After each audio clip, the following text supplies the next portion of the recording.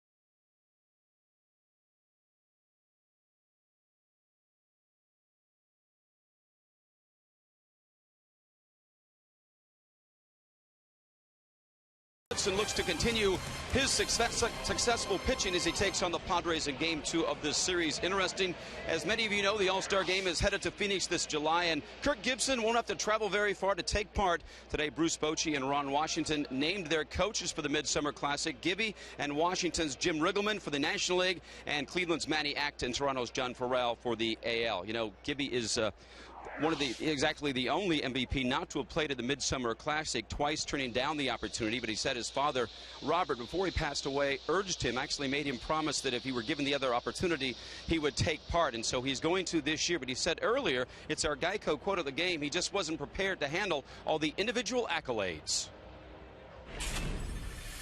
There's a self-mechanism in me that says stay humble all the time and don't recognize personal accomplishment.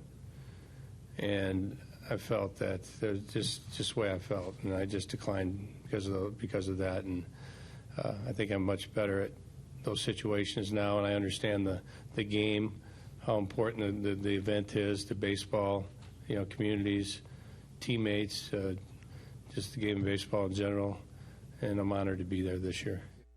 Well, it is going to be great to have Gibby part of the Midsummer Classic here at Chase Field this summertime. Coming up, the D-backs look to get their offense and their groove back. Darren Sutton, Mark Grace have the call in just a bit.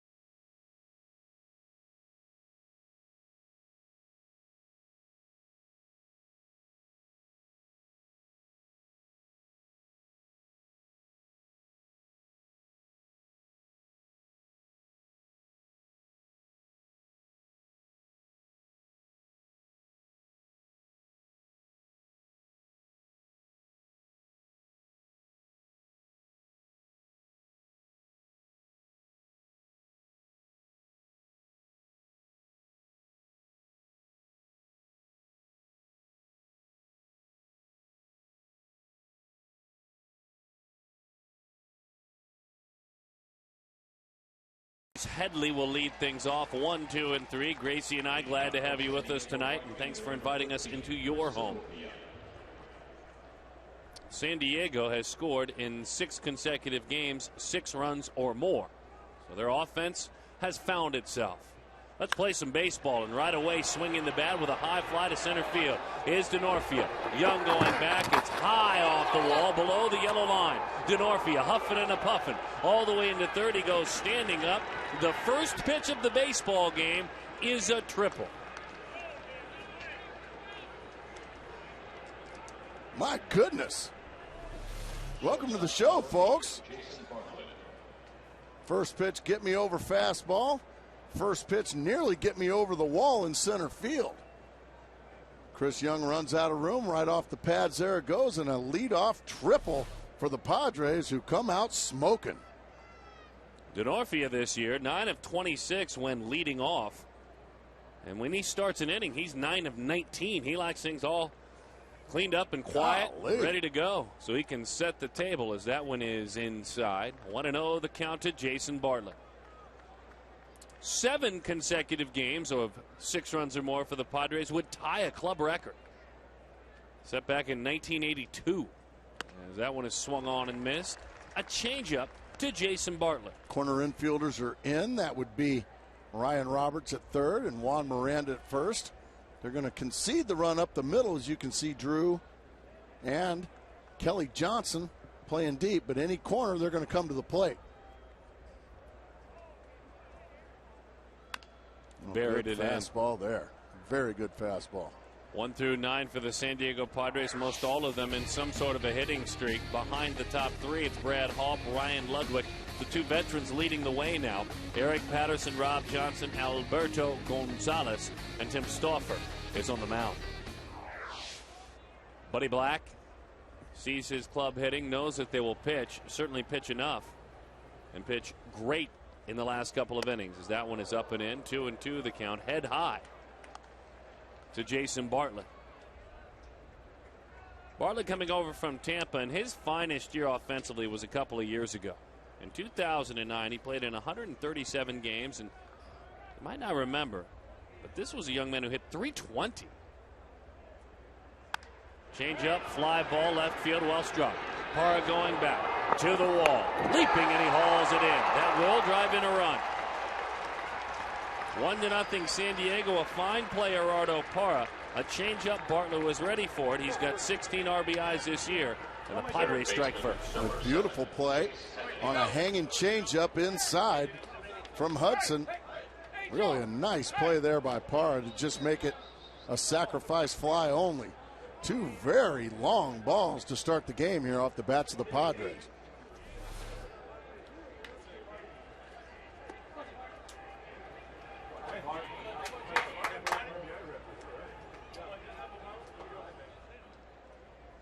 So Chase Headley gets ready to dig in. Bartlett, by the way, in the middle of an 8-game hitting streak as they find a way to retire him. Retire him to the wall as that one is up and away. Now, the storyline for Hudson needs to be followed right away because in his first 4 starts, he allowed 9 first-inning runs. In his next 4, just 1. Good change up there, 1-1.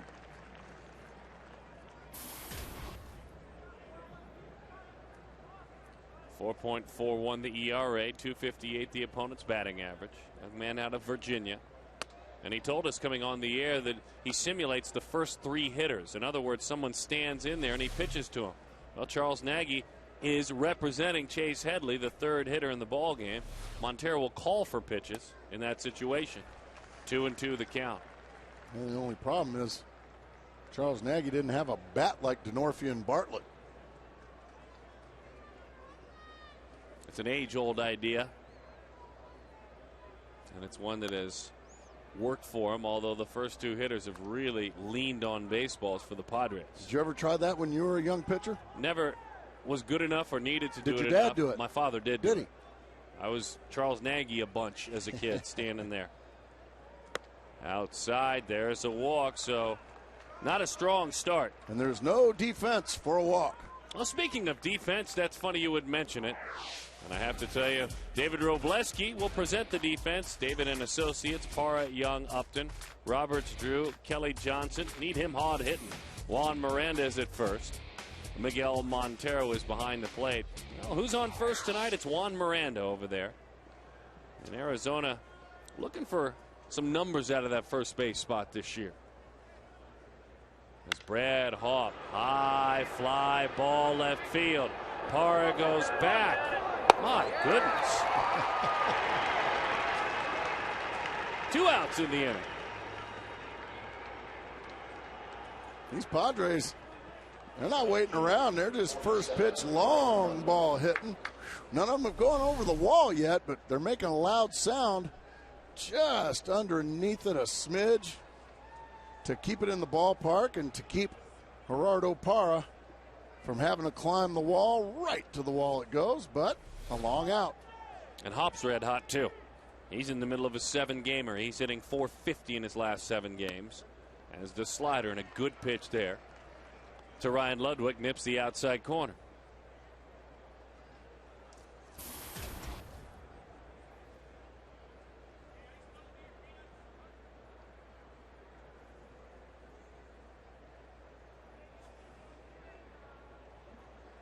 Ludwig leaned on one last night, hit it out of here. He can't handle that slider. No balls and 2 strikes.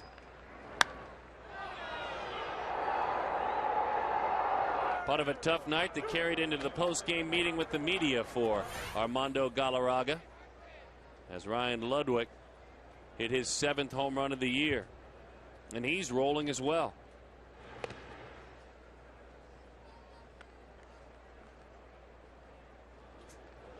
0-2 the count. A moment ago, by the way, Bud Black asked for the baseball for Jason Bartlett. There was a reason. He tied a club record for most consecutive games driving in a run. As that is a pickoff throw to first, and he's back in there. But Bartlett now has an RBI as he sits in that Padres dugout, Jason, in 9 consecutive games. That ties a Padres club record. So that's why Bud Black said, hey, can we have that baseball over here? I'd like to keep it for him. Tied a team record. Sixto Lezcano did it. Remember that name? 1982. And you don't expect that from shortstops. You expect that from Hall of Famers. I would imagine there's a few guys with some RBI streaks when you're scoring that many runs. Why do you need the ball? Well, we just need it. Just be quiet and give me the ball. Thanks. The 1-2, runner goes. Montero's throw is in front of the bag, and Johnson is there. So a stolen base for Headley. That's his 4th of the year. Pitch had him out of his crouch.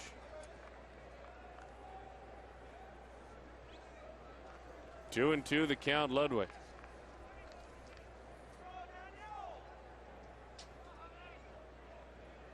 Nine of his last 20. Nubs that one off the end of the bat. That's a 450 clip. 3 homers and 5 for his last 6 with runners in scoring position. Ryan Ludwig. That's what the Diamondbacks need. Somebody like that. Just give me some fellas on base in scoring position. Let me come through. I'm telling you, they're all hitting. Hot shot, and it's a foul ball off the front of the Arizona Diamondbacks dugout.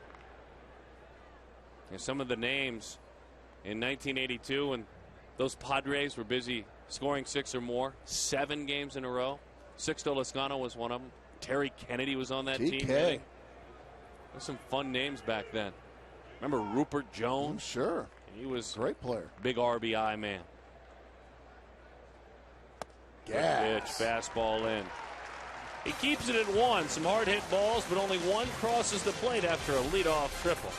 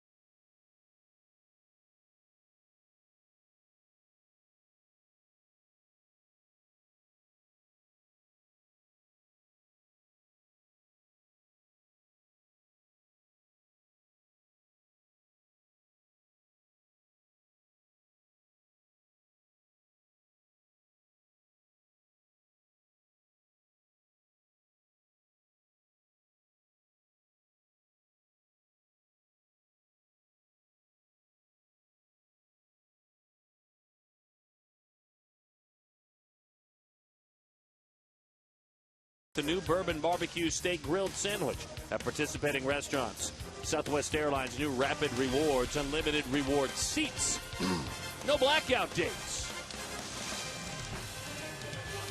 Walking up to the home plate area from the on-deck circle with Kelly Johnson, Ryan Roberts. Let's take a look 1 through 9 for skipper Kirk Gibson.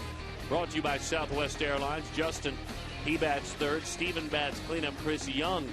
Miguel Montero needs to get it going. Mickey Scuffalo with the bat in his hands. Who's on first? Well, it's Juan Miranda tonight.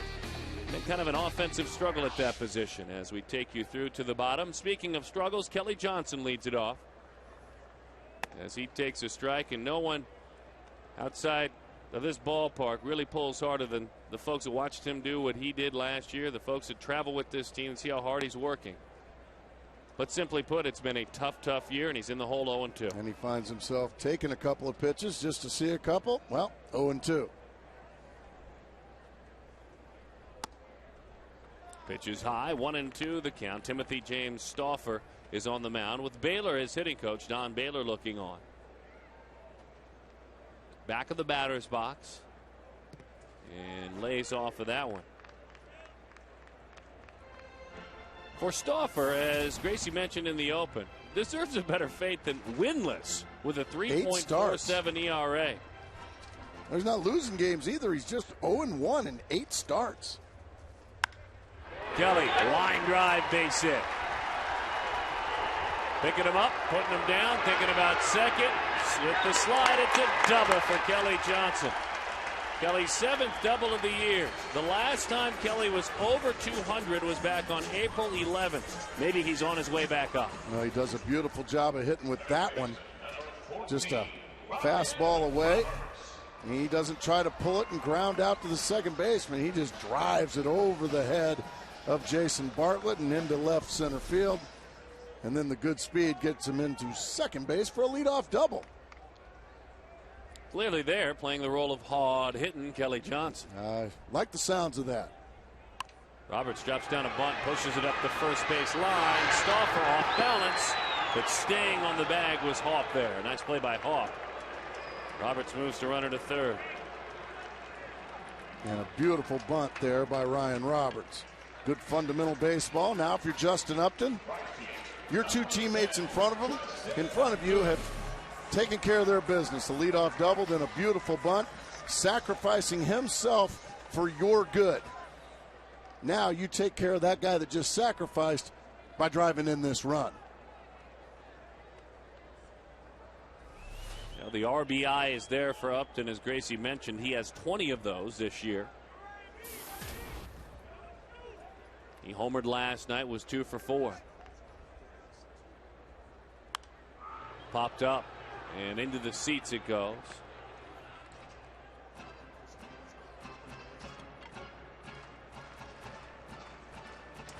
And that needs to significantly improve. That needs to be in the 80%, folks. At least 80% of the time. Bouncing ball, there's a run. That will do it. See, that's all it takes. That's all it takes right there, folks. Just a little ground ball to the shortstop, and that run comes across, and you tie up the ball game. And I don't want to forget, Ryan Roberts had a lot to do with that too. The leadoff double by Kelly Johnson, he scores the run. Upton drives in the run. The guy that won't show up in the box score is Ryan Roberts, and he's equally important in that run right there. Roberts with the sacrifice bunt in the middle of it all. A man with 7 home runs this year. Dropped down a sacrifice bunt. Don't want to forget old Boxcar. Oh no, Boxcar, good nickname for Ryan Roberts. Second choice certainly for most of you fans. To Sleepy Time. Yeah. 1-1 the count. We had a nickname contest last night for Ryan Roberts. We might revive it at some point, not tonight, but over the next little while. And you folks were in support of the nickname Boxcar, much to my surprise. Along with Railroad. But our favorite submission of all the thousands of you who participated was Sleepy Time. Yeah, that's not true. That was awful. 1-2. Steven takes a pitch that is low. 2 balls and 2 strikes to count. Drew with 2 long balls. He's got 25 RBIs, though. He was 0 for 4 with a pair of strikeouts last night.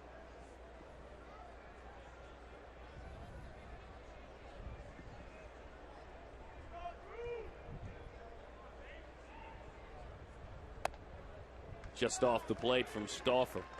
We mentioned he's been kind of a utility pitcher the last few years. Now, He made 7 starts last year, but appeared in 32 games overall. He had a sub-2 ERA last season. Did a great job.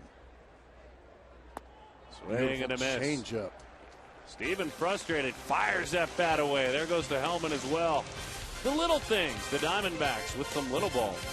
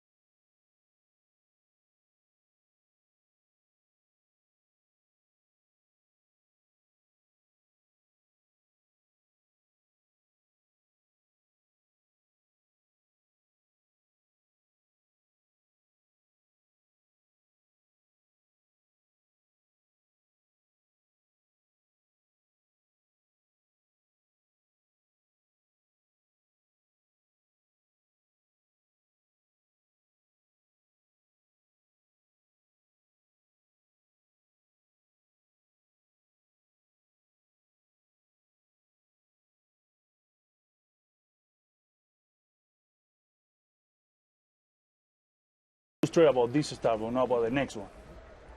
Armando Galarraga, after last night's game, clearly visibly frustrated. Unfortunately, was frustrated enough that he took it out on a member of the media covering this team. And Kirk Gibson speaking before the game, saying that he had not spoken with Galarraga at the point in time of meeting with the media. And Gibson also went on to say that as far as the upcoming start for Galarraga, which would be penciled in for Saturday, he would not guarantee that turn at this point. That's kind of where it stands with the organization.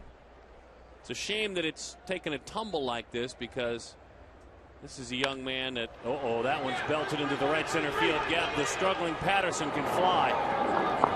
Picking him up and putting him down, and it is rare when you see a club start off the ball game with a pair of triples in the first 2 innings. To lead off the inning, my goodness. Fastball right down Broadway, and Eric Patterson just tattoos it into right center field. So Daniel Hudson right back to the stretch he goes. Just center cut, bang. And by the time they flag it down at the 413 sign, you're watching Eric Patterson rolling. As that one is low and away, 1-0 the count. The thing sometimes I think is tough to remember when you're frustrated and losing confidence in yourself is that almost all of the members, especially in this market, maybe not the tougher markets like New York, but they come to the ball game and they want things to go well for the team they're covering.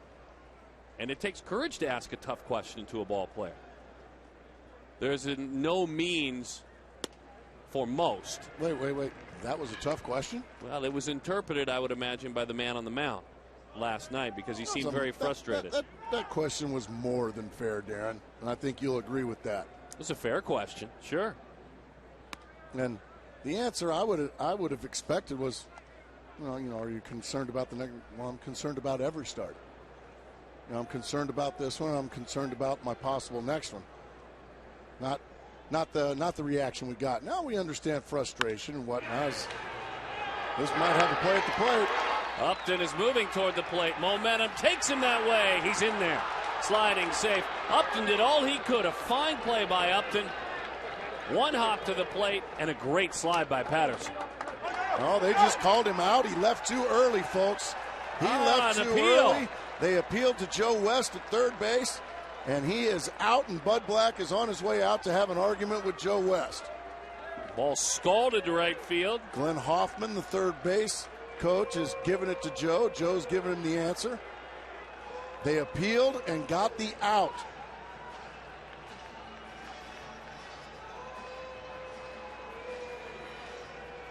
The much more svelte Joe West. He will take the argument from Bud Black. He'll stir it up pretty good. We know Cowboy Joe. And he's basically saying, why are you yelling at me? Your guy's the one that left early. Joe's not easy to argue with.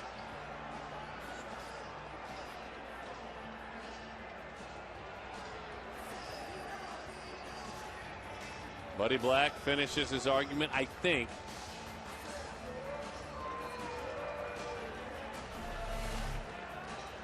Line drive now. What do we do? Boy, it happened so quickly, I couldn't even catch it, to be honest with you. I couldn't tell. Could you?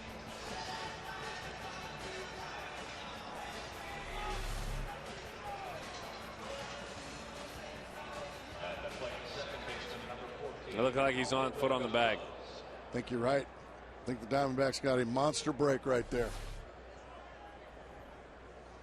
The Diamondbacks, it appears as if they got a break. I think if we could have had our cameras a little closer to the field, we probably would have had even better looks. 0-1 the count to Alberto Gonzalez.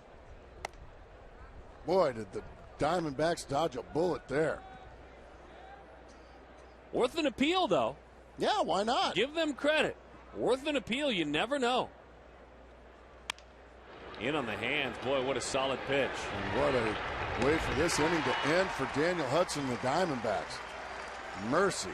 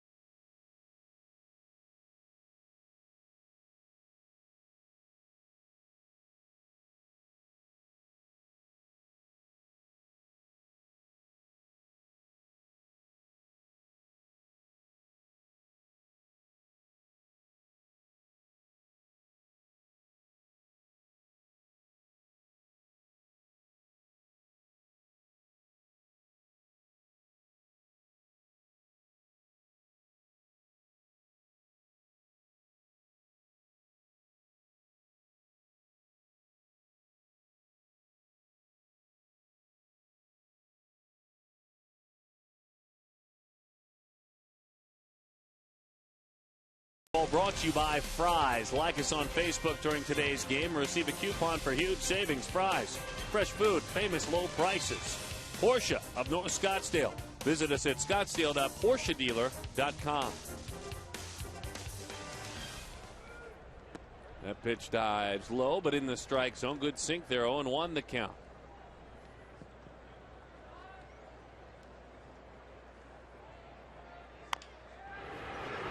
Rolled out to short, gobbled up, firing on a cross. Chris Young is erased. it was a quick inning that moved beyond us and some key plays. I want to bring Brad in on the subject matter of 1/2 inning ago. Brad, and you were holding the microphone. You were down close with Armando Galarraga and his disappointment in himself, but that spilled over a little bit to the disappointment in the media. What's your perspective of what you saw? Well, you know, I had a lot of people ask me today if I felt that was a fair question. I said absolutely it was a fair question. Most importantly, because he has been struggling, and I think his spot in the rotation is in jeopardy. And secondly, Kirk Gibson, his manager, moments before in his post-game interview, said the very same thing. That you know, everyone is going to be held accountable and we have to reevaluate. But I think the problem came, he answered that question initially about, is he concerned about his spot in the rotation? And then he kept going back to it. And at several points, the reporter kind of said, okay, that's good. I've got my answer. I'm done. But, you know, I think it was the case where Armando became aggressive. And that's where things turned really bad. And I think it's just, again, it's boiling over. He's very, very much under pressure right now. But it was an interesting episode and something that we haven't seen in a little while here. But absolutely a fair question, and I just think a bad, untimely reaction from Armando. Thank you, Brad. 1-2 the count, and it's happened for all of baseball. Something like that has happened in every clubhouse in different years. It's been managers with sometimes frustrated reactions, and sometimes it just gets pointed at the member of the media. That one is down the line, and it's a foul ball. Miggy broke his bat. Miguel, and his bat will die an unhappy death. Well, there are such things as unfair questions or personal questions. You know, when you make a personality judgment, there's nothing wrong with that question. Are you concerned about your next start, or if you're going to get your next start? There's absolutely nothing wrong with it. And there's nothing wrong with being frustrated at all. But I just think that looking back on it, I'm sure he probably wishes he would have reacted a different way. Well, nobody in this world missed how he handled that situation last year. Right. And that can't get left too far behind. He handled it with grace, with class. Absolutely. As his parents raised him.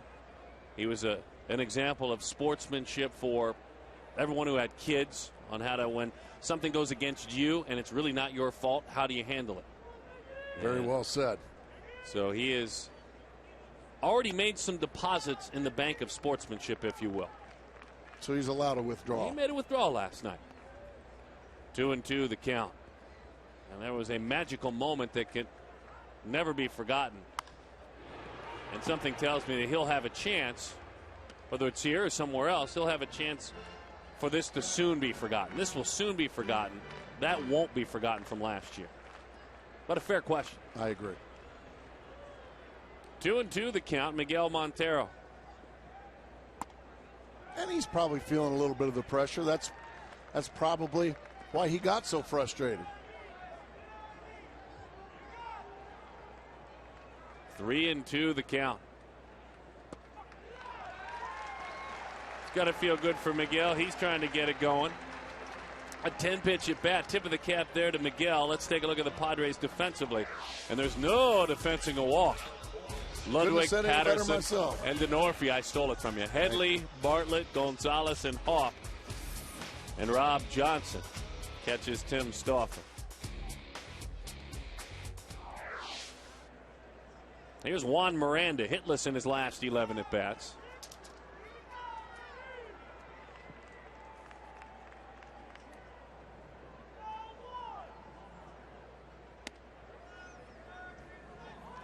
Well, we know back in the fold, the Diamondbacks, it was announced today, if you haven't heard, as consultant to Derek Hall, Diamondback CEO.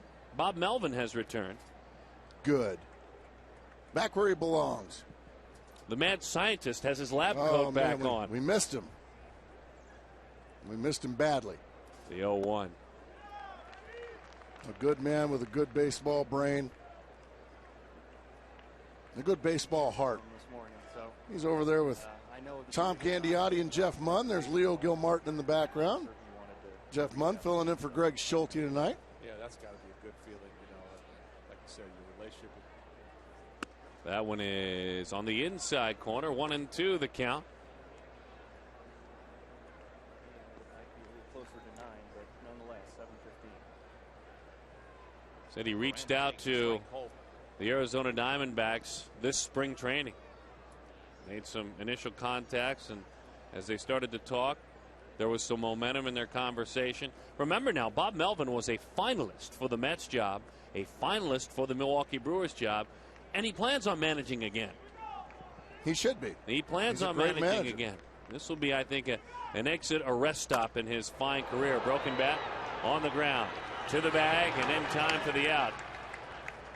We need the mad scientist to maybe get some beakers and Bunsen burners and see what he can do with that first base spot. Like only he could.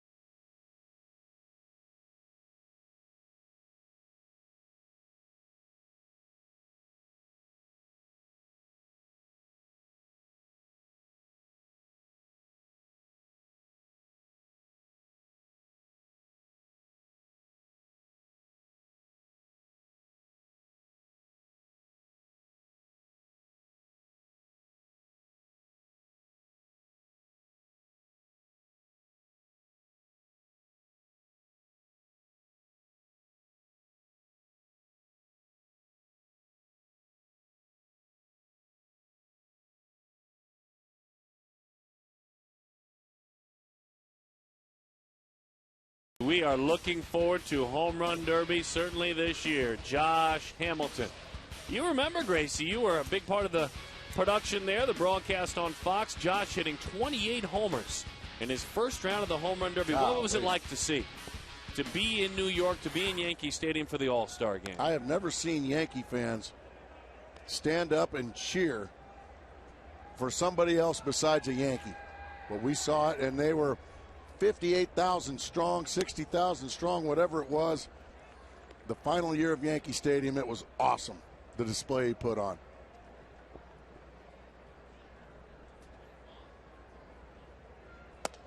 Gas right by him. 1-2.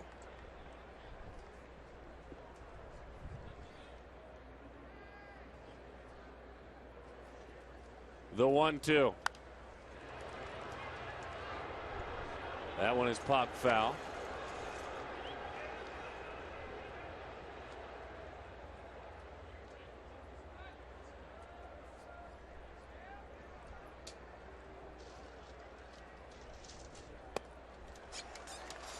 Got him with the high, hard one.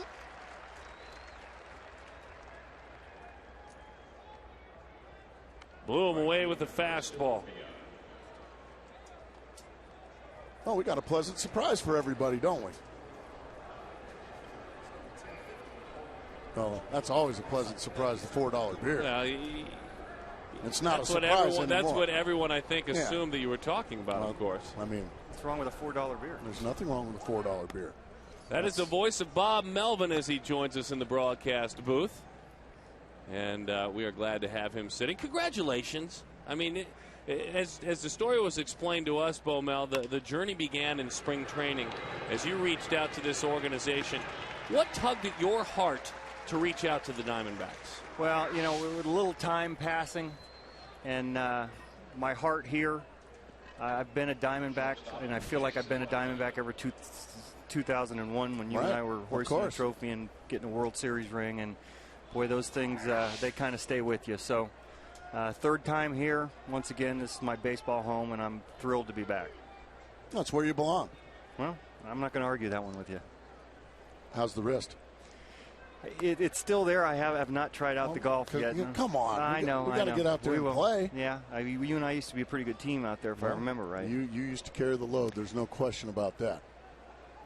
For you, and you made it very clear that you were able to kind of mend yourself how things parted, how folks parted way. I thought you were very candid in your comments saying, look, I think we need to let the past be the past. There was just a difference in philosophies from two different people, my boss and me, and you just made it clear today, and you kind of moved on from it today.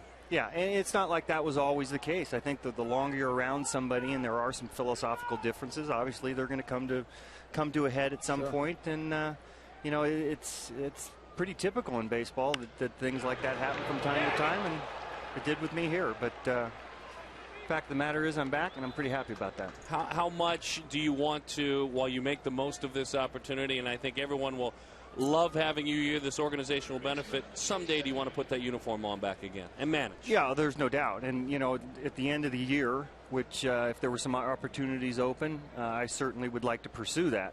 You know, everybody speculated last year that I was in New York, and in case something happened, I was going to take over. That would never have been the case, and I told Omar Minaya that.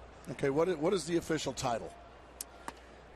Special baseball advisor. I was pulling for awesome baseball advisor. You should have held out for that. But they didn't do it. Ultimately, they wouldn't do it. I understand. And what does that entail? All kinds of things. One being wear a something lot of like hats? this. I don't know if I'll wear a hat, but in theory. Okay. Doing this type of thing. I'm going to do a radio game on Friday, do some of that. I'm going to be what they say a mentor to some of the managers in the organization, which I'm looking forward to. Do some special assignment scouting. I'm going to go see some of potentially some of the guys we may draft coming up in the June draft, and maybe even do a little community work. Great. Not a bad role. Can I come? Absolutely. Are you kidding me? I've been hanging around with Darren for 7 weeks. Come on, man. Take me with you. Let's go down to, you know where we need to go? We need to go down to Mobile. I am going to Mobile. You know why? They got a first baseman down there that can smash the baseball. Goldschmidt. I was talking to KT about that today. He likes a lot of the prospects at Mobile, and that was the place he was talking about first and foremost, was going to Mobile. Yeah. So you can go with me. We swept you in here. We surprised you. We appreciate you stopping by. Congratulations. My pleasure. It's an honor to have you back. Great to be back. It really is. Bob Melvin back with the Diamondbacks. I'm going to Mobile. No, you're not.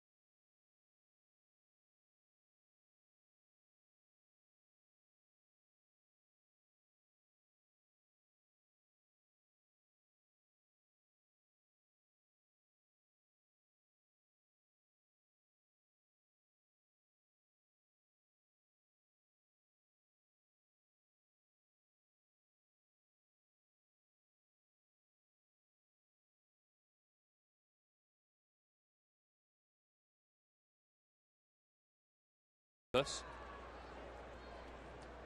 Couple of key years as a bench coach on this club. There's an interesting degrees of separation here in the ballpark tonight, as that one is Gerardo Parra on a breaking ball, a rocket shot right to second base. Hey, we want to remind everyone, at any time the Diamondbacks score 6 runs or more, Taco Bell gives away 3 free tacos with a large drink purchase, and they do so between 4 and 6 the following day. I want to be clear on that.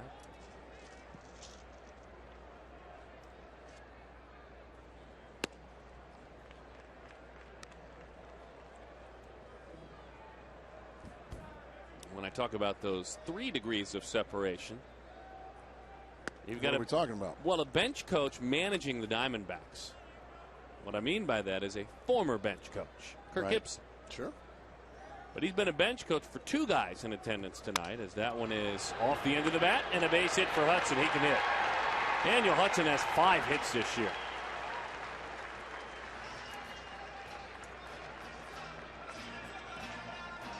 That always disappoints an opposing pitcher when you just go down there, whack it right off the very end of the bat, and get a base hit.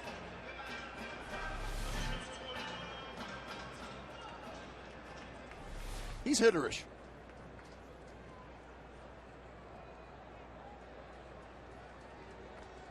One our score, and here's Kelly Johnson. Swing and a miss. In attendance tonight is one of his bosses, Kirk Gibson, A.J. Hinch, who is a part of the staff for the San Diego Padres now, and Bob Melvin is here. So kind of 3 degrees of separation in the last couple of years for the Arizona Diamondbacks. It's an interesting dichotomy, if you will, in attendance tonight. What a great word. Just found it interesting, and you have to give that man credit for riding through some rough waves and some rough waters here. He's now the manager. 0-2 the count. We'll do it again. No balls and 2 strikes. Now, Kelly was in the hole 0-2 when he picked up his double, I believe. And he battled out of an 0-2 hole.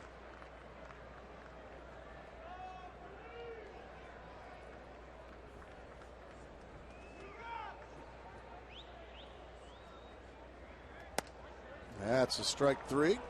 A comebacker right to the middle of the plate. And Kelly Johnson is a strikeout victim. Unfortunately, you have to say it again.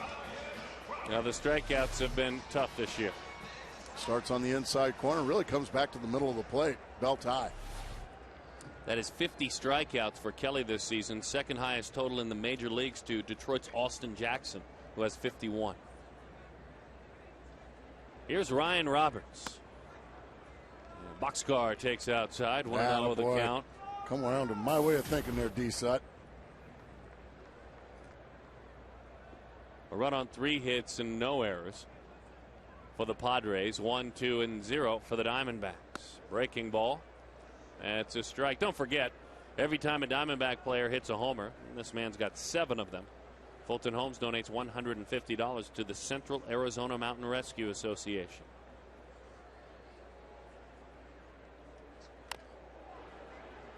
Pitches in. This is what we saw in San Diego, Gracie, and folks at home. It was fastballs in, sliders away, and changeups at really the right time. And very good command of all 3. Ton of strikes, ton of them, and not white strikes, right? Right. Greg Maddox used to call those white strikes over the heart of the plate. He does a good job of mixing his pitches. As you see right there, a 92-mile-an-hour fastball after a changeup and a breaking ball. And Roberts is tardy. The one team that figured him out last time out, and it was in Milwaukee. He went 5 1/3. He gave up 6 runs in the outing, and his ERA jumped almost a full run. Roberts goes on a slider down and away. But guess what? In that game, the Padres won for Mr. Stauffer in the home of the Bratwurst. They've been hitting lately.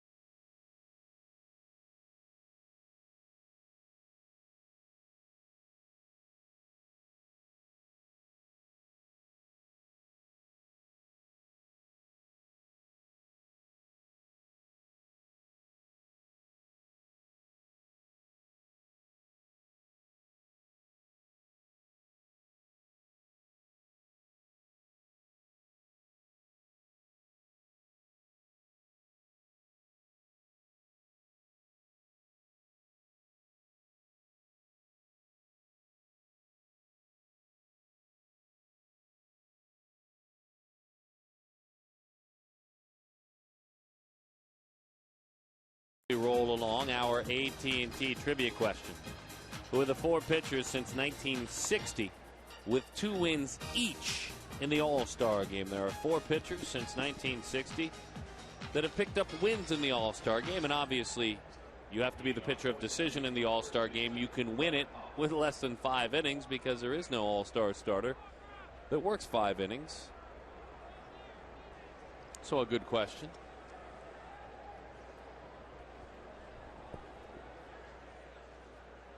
Brad Hawpe digs in, and the fastball backs him out of there. It's a good pitch there. Hawpe 2 for 11 against Arizona this year. Has had a ton of big hits in his career against the Diamondbacks as the changeup from Hudson misses inside. Brad's crushing the baseball, as you can see, in his last 5 games. He also has a 7-game hitting streak. Hard ground ball. Miranda vacuums that one up and goes right to the bag and in time for the out. So Hawpe is erased by his counterpart.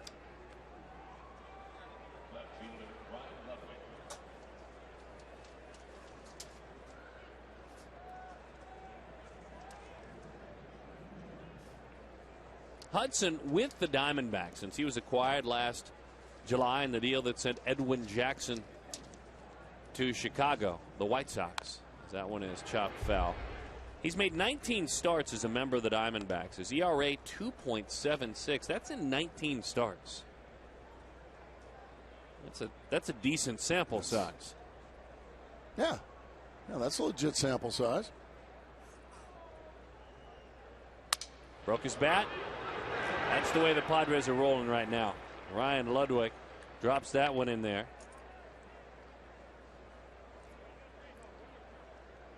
Tough luck there. You do what you're trying to do. Go in, break his bat.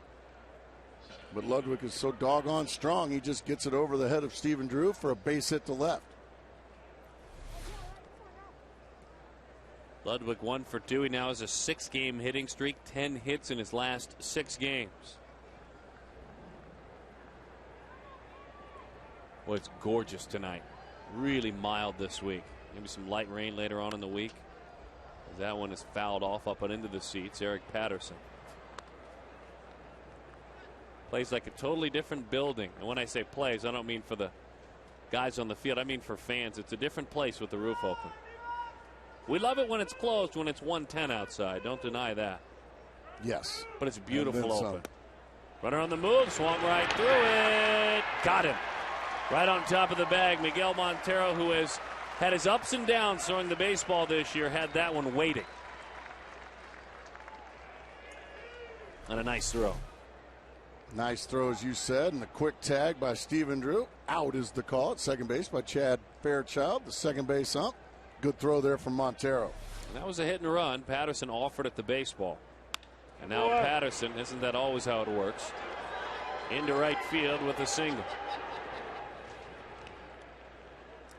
Well, this Saturday, before the D-backs game against the Twins, the first 15,000 fans will get the D-backs Gnome, courtesy of Pepsi. Be sure to look inside the Gnome box, because inside they could have tickets for the All-Star Game or the MLB Fan Fest. Get tickets by calling 602-462-4790 or log on to dbacks.com/gnome. Well, I'm looking forward to that. That really ought to be a good night. I'm going to get me some All-Star tickets in one of those Gnomes. Well, you're not going to be here. You're going to be on assignment. Well, you'll get me one. Yep. Or two. And I'll give them to Joe Garagiola as soon as I get them. That's not very nice. Runner is driven back. 1-1 our score. Now I'll look out for you. You know, as soon as you leave here, nary a negative word is said about you on the air. Of course. Never. Never, ever, ever. I've got your back as soon as you leave. Yeah. With a knife. 0-1.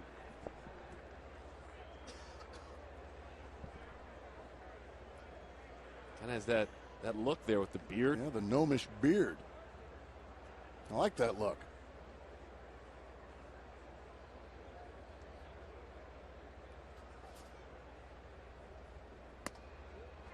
No balls and 2 strikes as he paints the outside corner with a fastball. 2 starts ago, Hudson pitched in San Diego, and it was, for me, in watching him pitch this year, his step to where he was last year. He was on the attack. He didn't walk anyone. He gave up 5 hits total. It was shutout baseball. He was fabulous. I remember you were on assignment that week, and we started immediately talking about the first thing I told you about was Hudson, and he had taken a huge step in the right direction.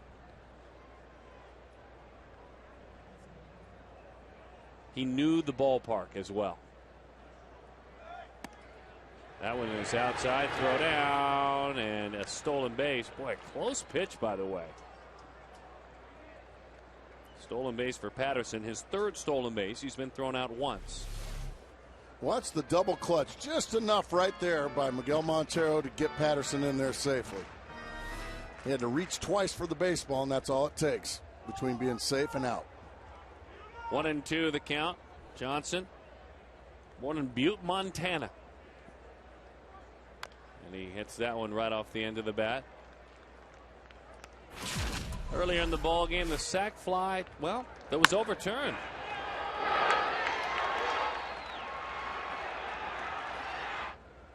He said he left early. Joe West on it. It's got to be a tough call. You're looking at the ball, but yet you can't look at the guy's foot. 2-2 the count.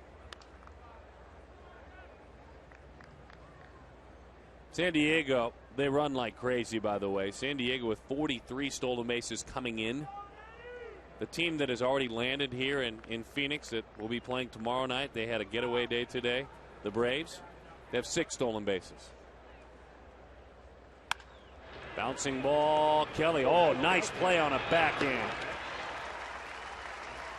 That will be overlooked.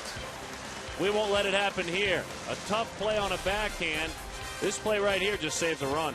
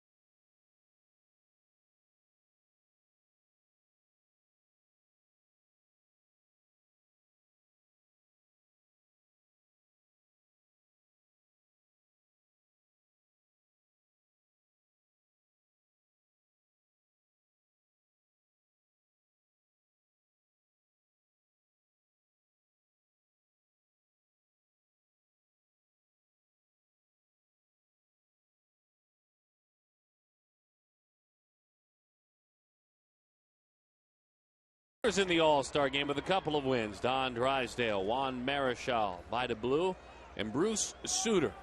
Surprised your father. Many All-Star games he was in didn't get 2 wins. He won the 1977 All-Star game in Yankee Stadium, was the MVP of that game. And certainly a fond memory. Tough to win 2 games, boy. Tough to go to 2 All-Star games, let alone win 2 as a pitcher. Exactly. Justin Upton's been to 1 All-Star game. And 0-2 is the count. This has kind of been the way Justin has rolled throughout his career. the numbers pick up as the game goes on. First at bat to second at bat to third at bat. Those are only numbers. That doesn't explain it. Why is that? Well, can you hearken a guess? I'm just thinking maybe he just needs to see a few pitches before he gets locked in. Belts that one into left center field. Over the head of the center fielder. Upton with the double. I cannot wait to show you this at home, folks, because this is about a half swing. Yeah. Man, is he strong. He catches it on the barrel, but look, it's a half swing. And he crushes it over the head of Eric Patterson in center field, who can fly. And that ball was stung with a half swing.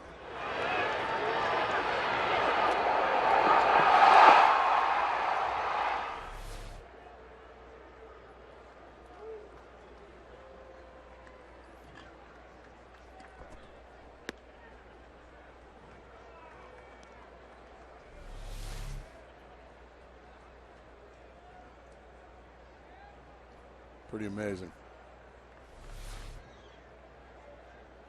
Our Nissan Exmo. 0-2 now, Stephen Drew after a leadoff double. Stephen struck out back in the first inning. Drew having a tough go of it in the month of May. He's 8 of 43, just a tick below 190.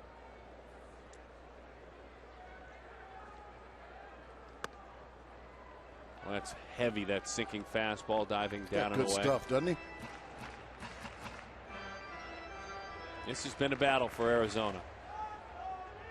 This situation right here. It's funny how the influence of the manager and his perspective at times will touch the way we see things.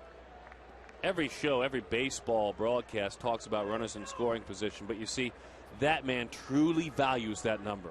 He looks at it daily. Absolutely. That's where games are won and lost, right here, these situations. He looks at all the numbers, but he has made it clear that for him, and it's up to him because ultimately Kirk Gibson's the manager, for him that is a huge number. And not every manager will say it out loud, but he does. So that's why we will present it to you when it's good and unfortunately when it's not. Because they started the year great in that situation. Exactly. Stevens hanging around. 2-2 the count. And the native of Hira, Georgia, down in the Valdosta, Georgia area, down by the Florida border. Beautiful country down there. Drew played at Florida State. Waves at a pitch away, handcuffs off the bat. He's been visibly frustrated. He goes down twice. West High Speed Internet, high speed pitch. Tim Stauffer, 94 miles an hour. Daniel Hudson, 94. Check that Stauffer at 92. And I mean, I'm checking and not the guys in the truck. Or you folks at home. Here's Chris Young. Took a fastball right down the middle. Hoping to get another one, I would imagine. A lot of room on the right side of the infield for a guy who never goes that way as that fastball misses outside. 1-1. Young grounded out to short back in the second inning. Chris hitting just .222 with runners in scoring position. It's a pretty good sign. I like that. Not what I expected tonight. What did it say? That one is inside. He did not go around. As Orlando Hudson, you could hear in our microphone, telling the first base umpire Angel Campos that he went around. And you can see he checked it rather cleanly. Come on, Orlando. We'll let you know over there. Come on, O-Dog. Still on the disabled list. He'll be off very soon. Wearing people out down there. Well, this is a young man in the batter's box. If you folks remember some of our stories from 2007, Chris Young was a true baby boy in the game. And Hudson was kind of judge and jury that if you handled your business the wrong way, you had to ride on the bus with the staff and the media. And sometimes in the restroom with the staff and the media. So we had Chris Young on our bus thanks to Orlando Hudson. That was in D.C. too. Broke his bat and rolls it third base line, and it's foul. And the ride from the stadium in Washington, D.C. all the way out to Dulles Airport is a rather long one, almost 45 minutes if there's no traffic. And Chris Young sat in the bathroom in our bus. My favorite of all was the Mark Reynolds story when he was playing third base at Dodger Stadium and Juan Pierre was hitting. And Mark Reynolds got across the infield. Hey, Orlando. Got him to look over. He goes, Juan Pierre might bunt here. You better look out. That one is fouled off. Hudson's retort was, you're now riding on the staff bus because I have 5 gold gloves and you're telling me how to play defense. He said it on the field. On the field. Mark Reynolds, well, he rode with us. He rode on the bus with us. Mark actually had frequent bus miles. He did. He was a regular on this. As that one is swung on and missed, Young goes down on strike. If there was such a thing as frequent flyer miles, he got them on our bus. And another empty at bat with a runner in scoring position. What's going on over there? Well, if you haven't gotten tickets for this weekend's D-backs Twins series at Chase Field, call now and ask to sit in the all-you-can-eat seats for just $40 or less. You'll get an inside diamond level ticket plus all-you-can-eat hot dogs, popcorn, Pepsi, and chips. Log on now to dbacks.com/AYCE or call 602-462-4785. Well, that's my production crew there with some great promotion. That's working hand in hand with your partner. That's the network and the team really working together there. Well, that's what we do. That was awesome.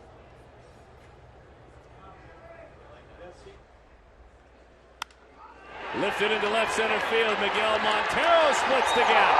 It'll roll all the way to the wall. Folks, by the way, that would be a hit with a runner in scoring position for the Diamondbacks. And with 2 outs, they lead it 2-1. That was picture book Montero, by the way. That's when you know he's starting to swing the bat well, is when you see him start banging balls into left center field. He takes a breaking ball here from Stauffer and just smokes it into left center. And now it's just a matter of if he can get to third or not, but it's a stand-up double. And another man in scoring position for Juan Miranda.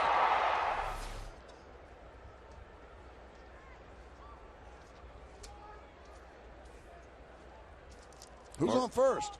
Well, it's Juan Miranda tonight. And whoever has been on first, they've had a tough go of it offensively. Arizona's first basemen collectively have driven in 13 runs. That's the lowest total in the National League. That one bounces in there. They are hitting as a group, as a trio, 232. And of course, is Xavier Nady, Juan Miranda, and Russell Branyan. Now we're talking. Oh, that's great stuff. Can't wait to go up there and call a game from up there. Well, Gracie will call it. I'll be eating. 1-1 the count. Can we call one from up there? Well, sure, I think we should. Be the right thing to do, wouldn't it? It would only be right.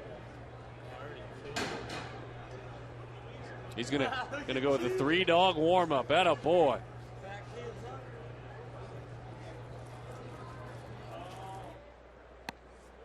Over the inside corner.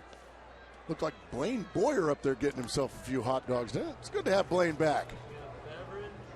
Right there in the Yeah. red. Yeah, good to have him back. He's going with the 3-dog appetizer. Just getting warmed up. Atta boy. Get some pepper. He wants some pepper there. It's killing him. Honey, you're overdoing it. The 1-2. Inside corner, strike 3. Well, one man went to Eaton. It was Miguel Montero. He filled up his plate, took a big bite.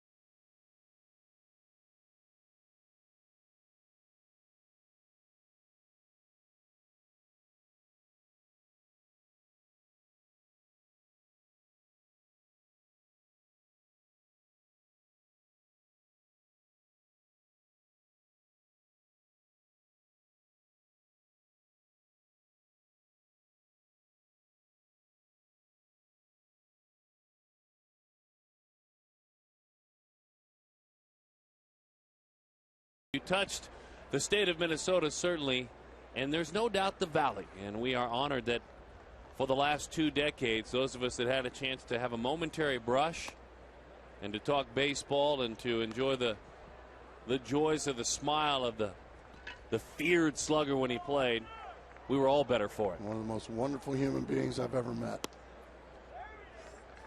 1-1 the count. Had a chance to reflect earlier today on Mr. Killebrew and was proud to do it on the local angle because there were charities certainly that benefited from his efforts post playing in the Valley. Boys and Girls Club, Make-A-Wish. He had his own foundation that reached out, the Miracle League. Absolutely. Long after he was Incredible done man. hitting home runs, he in the Valley made a big impact. 1-2 the count.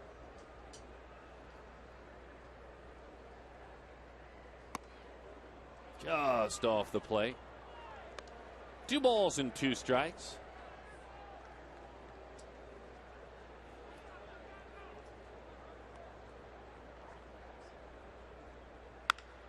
High fly ball center field. Young is tracking. He is there and he hauls it in. Harmon Killebrew passed away. And as we mentioned, not only did he touch the Valley long after his career ended, there are many baseballs that he crushed. And Killebrew, certainly with a lot of respect, was mentioned by Kirk Gibson before the game, speaking of the legacy of Killebrew and saying he set a fabulous legacy for all of us, and now we must uphold it. And Gibson said it very humbly.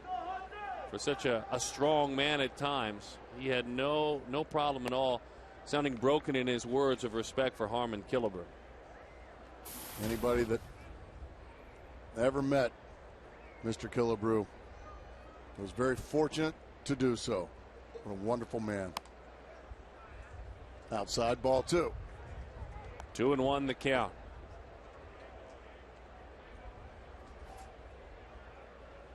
.573 career home runs. The MVP in 1969. 2-2 the count.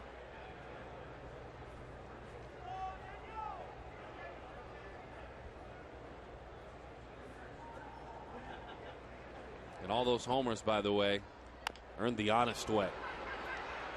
Very well said. Nice play by Miguel Montero. From Baseball Almanac, so many things and thoughts about Harmon Killebrew. We bring you this quote. Paul Richards, as a Major League manager for 12 seasons, said, and I quote, "The homers he hit against us would be homers in any park, including Yellowstone Park." He was with Washington when they moved to Minnesota. And as much as we claim him as an Arizonan, a Phoenician, someone who made his part-time home in Scottsdale, there's no way that the folks in Minnesota let loose their grips on Harmon Killebrew. Nor should they. And he never let go of their hands as well. 1-0 the count to Chris Denorfia.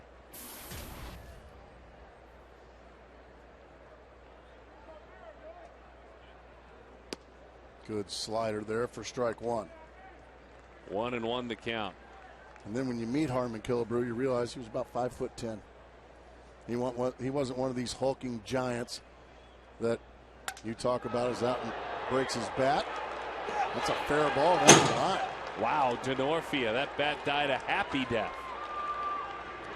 Fights it off. That bat is done, long done, but you rarely see a ball hit like that stay fair.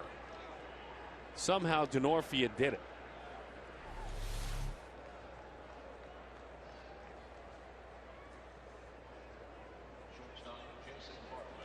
That bat just shattered all the way down the barrel. But it's 2 bases for Denorfia and a 2-out base runner for these Padres. Yeah, but Killebrew wasn't one of these hulking giants that you talk about, during the era where they didn't do it the clean way or the honest way, as that one's tapped to second base. And we can only talk about Harmon every day, all the time.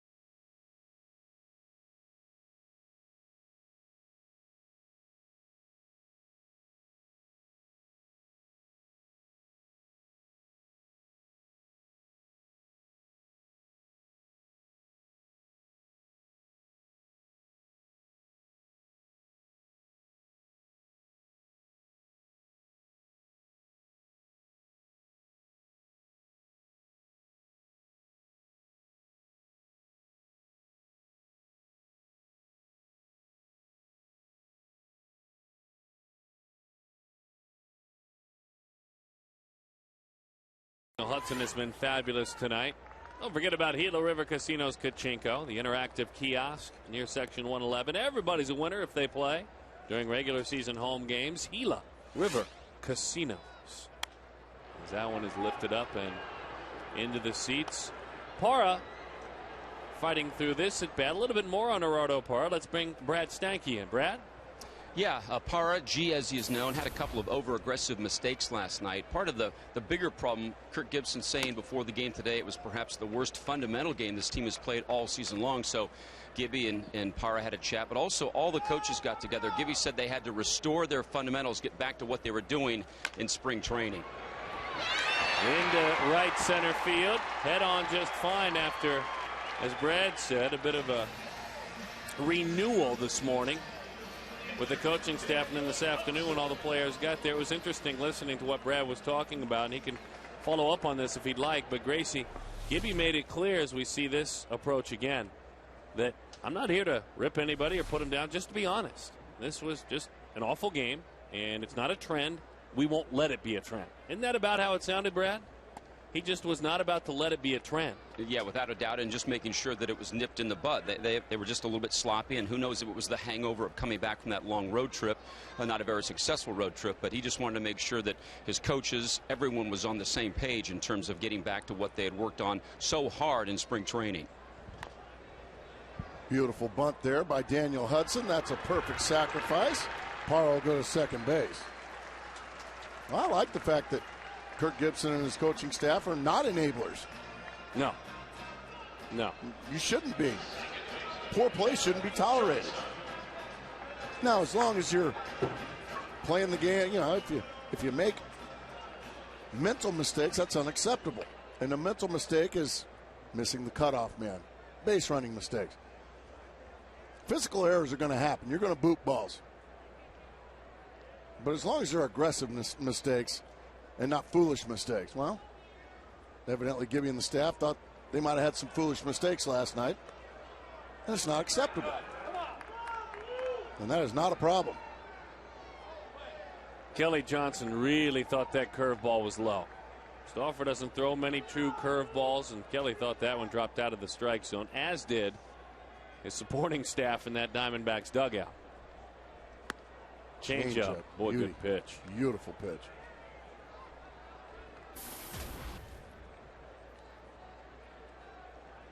And again, Kelly in an 0-2 count for the third time tonight in as many at bats.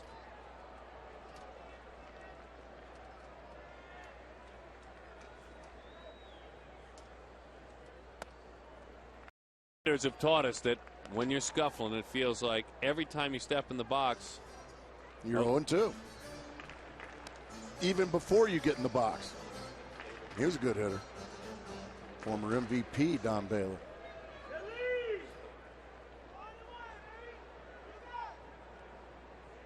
One and two the count to Kelly Johnson. Out front, threw him another changeup. High sky. A trio of Padres converge, and there to make the play is Patterson, the center fielder. So Kelly, who doubled and scored in the first, is 0 for 2 since with a strikeout and a flyout.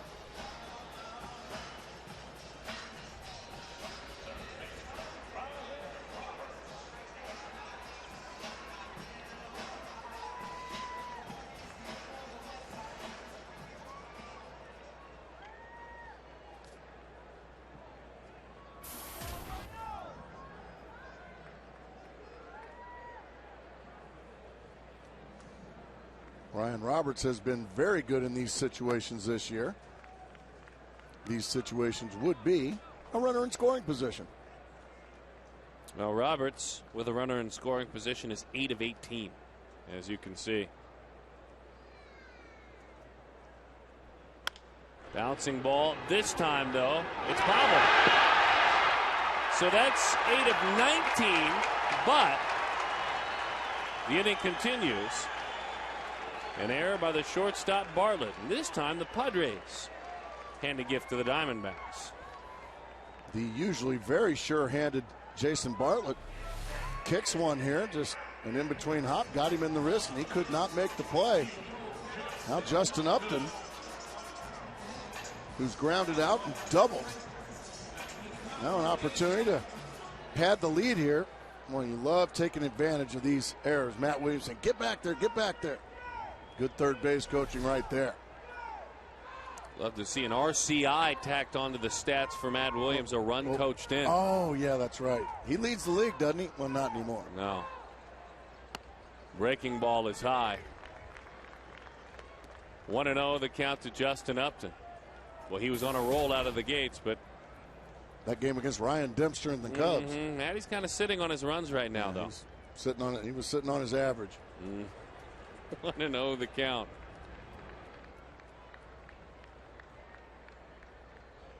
Boy, Matt's a good sport to put up with all of our shenanigans because he works so hard every day. I know. So hard every day, was the most intense at times, as you've told me, unapproachable teammates when he struggled. Wasn't one of those guys when he was struggling that you went, you'll get him, pat him on the back, said, you'll be all right. Yeah, that wasn't him. Yeah, you'd get a mouthful of fist. The 1-0. Pitch is low. Time to cash in. 2-0 the count. And if you ever made a wisecrack or something like that after Matt grounded out, it was one of those, oh, don't worry, Matt. Sun will come up tomorrow. Oh, no. I didn't just say that to Matt. 2-1 the count. He was one of my favorite all-time teammates, I'll tell you that much. Talk about a guy that cares.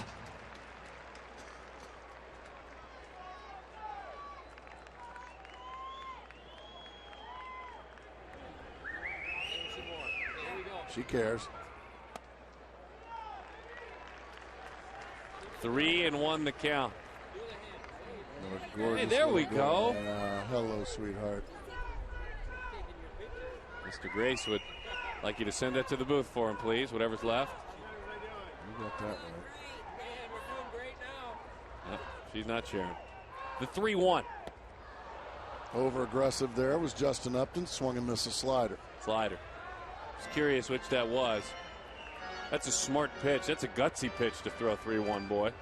Yikes. Well, I think it's because he realizes, well, if I walk Justin Upton, so be it. I've struck out Stephen Drews on deck twice.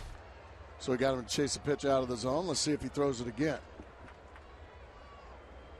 Runner will be off from first. Here he goes. Here it comes.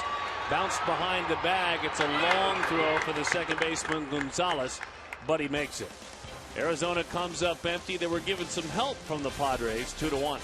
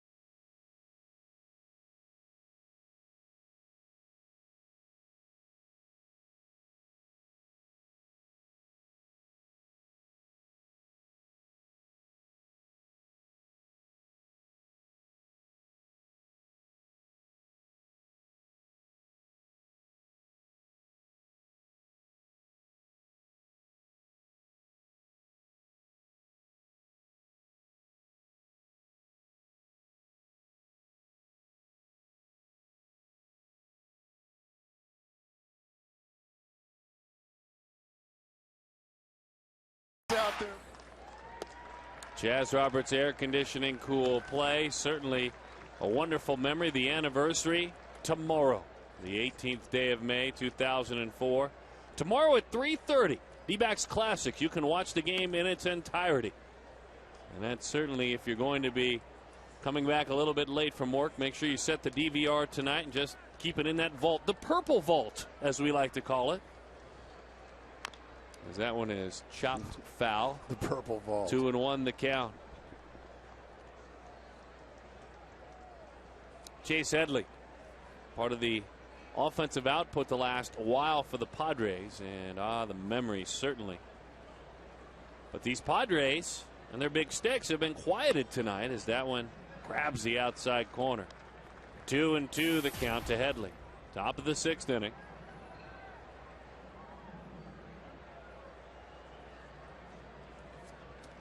Rapper distracted, or napkin, whatever it is, distracted Daniel Hudson. The 2-2. Chopped right side. Hudson gets to the bag. That's a nice play. Well, that is just how you draw it up in spring training. Darren, you know, anybody that's played high school or above, hourless. I mean, just hours and hours of pitcher's fielding practice. They call it PFP. And you run those little plays right there, those little in-between ground balls that the first baseman and the pitcher have to have some kind of communication. Perfectly done there by Daniel Hudson. Very athletic and just got there. Brad Hawk drives it deep right field. It may go swimming. It doesn't. Off the wall. Drove it out towards that pool. But it banged against the Stanley sign right below the swimming pool out there in right field. So it's a double. A two-bagger for Brad Hawk. Change up down. He just goes down and crushes it off the center of the wall in right center field. Diamondbacks get a break that it doesn't get out of the ballpark.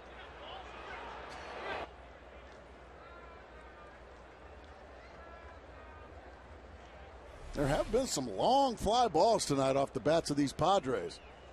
Especially early. Early in the ball game, some crisp, firm outs to say the least. Good fastball that grabs the inside corner. 0-1 the count. Reached back and gotten 94 with his 82nd pitch of the evening.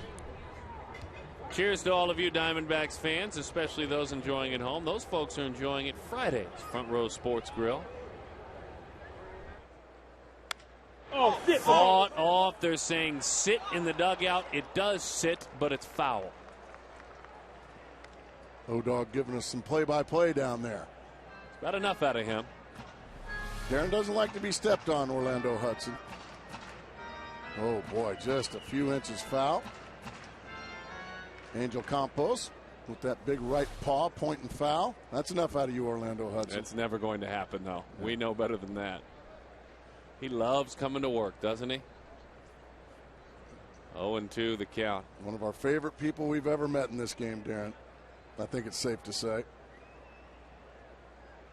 Great family. High energy. And a very good player. This team changed when he left. No question about it. And not necessarily for the better. 1-2 the count. No question about it.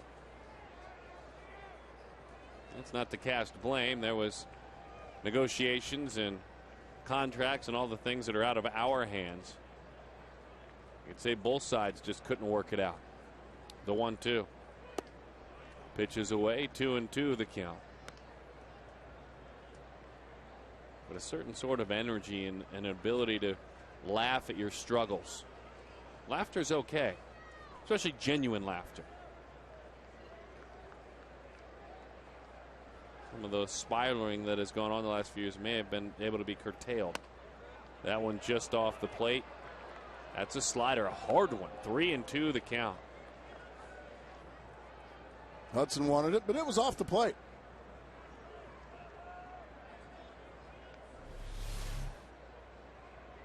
That's off the plate.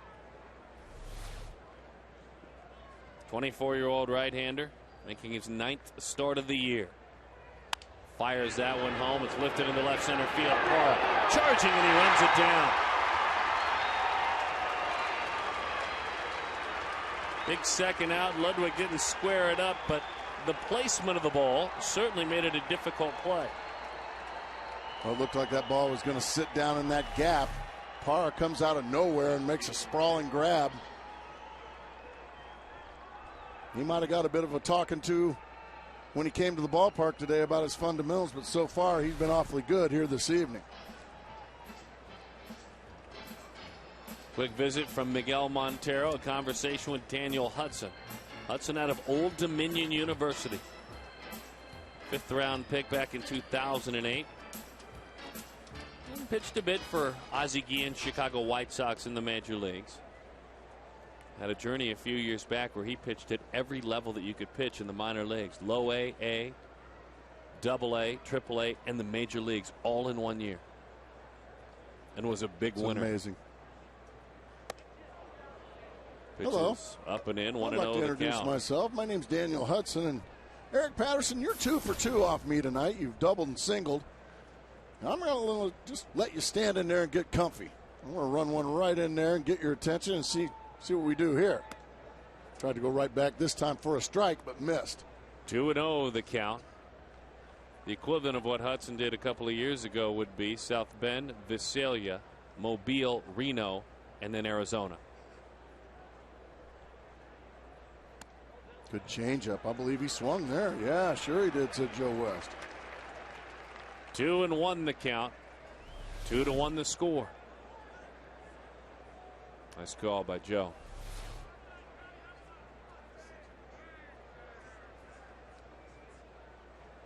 Inside, 3-1. So could you imagine a pitcher that started this season? We're talking about him in South Bend. No. And he was pitching for I the can't Diamondbacks. Pitching for the Diamondbacks in September. And that's what this kid did last year. A couple of years ago. 2 years ago. As that one goes to the backstop on ball 4, but oh, Montero kind of gave up on it. There would have been a play at third base. But Montero just kind of mailed it in that Brad Hopp would be at third base. Watch Hopp at second base. Okay, I'm going back. Now it's right to him. There might be a play there if he was thinking come up and throw.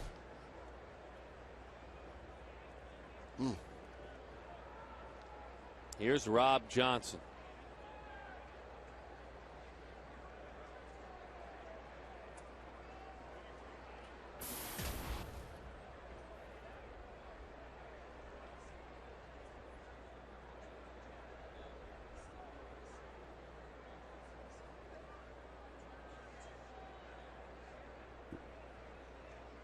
Johnson takes a slider that is a strike. Hudson's so much better when he jumps ahead. Now he can use all 3 of his pitches, the fastball, the change, or now a pitch that he likes to go to, the slider.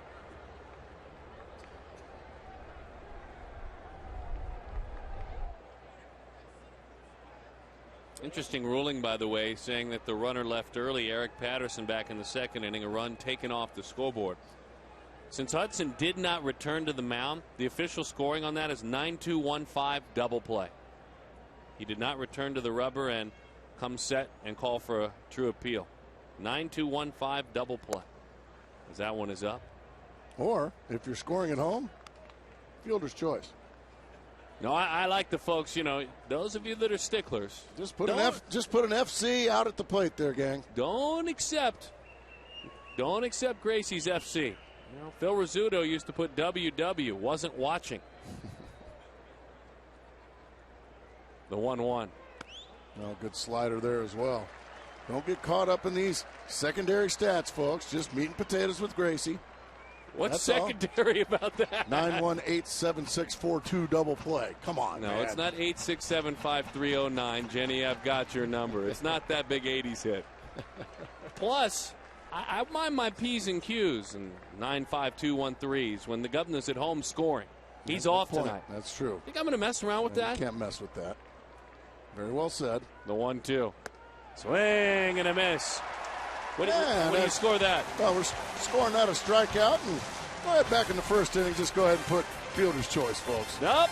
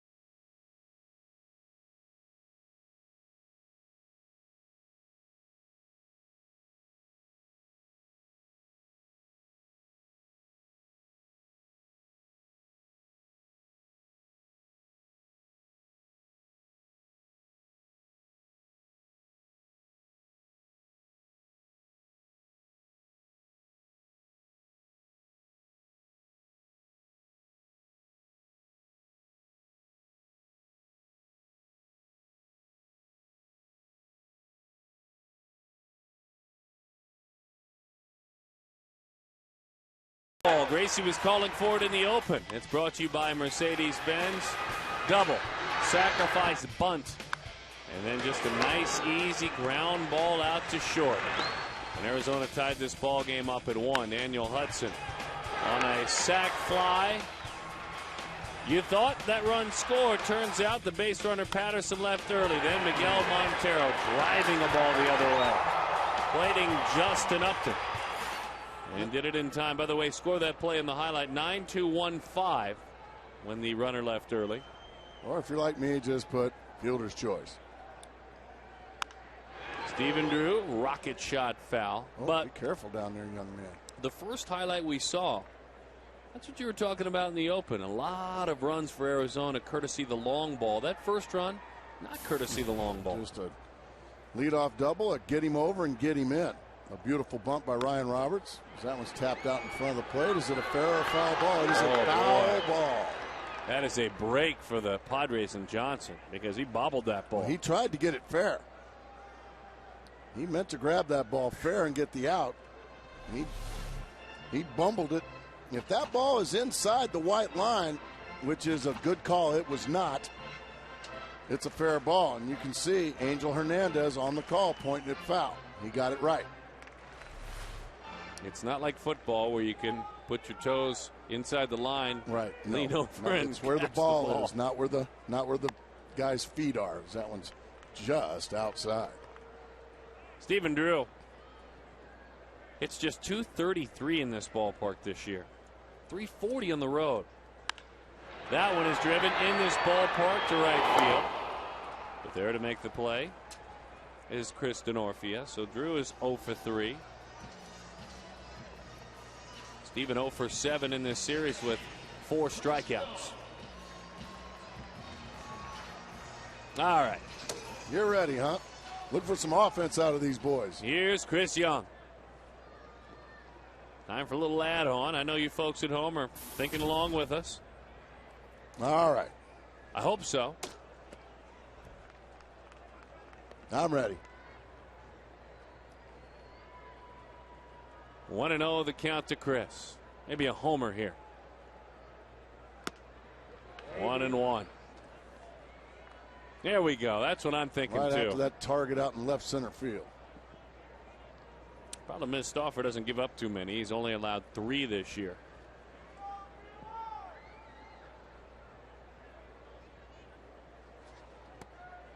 And that's the reason why. Everything's heavy and low. I agree with you. He has been terrific tonight. 90 pitches, 61 of them have been strikes. He's 28. He's from Portland, Maine, is Stauffer, as that one sinks inside. 2-1 the count. Make it 3-1 now.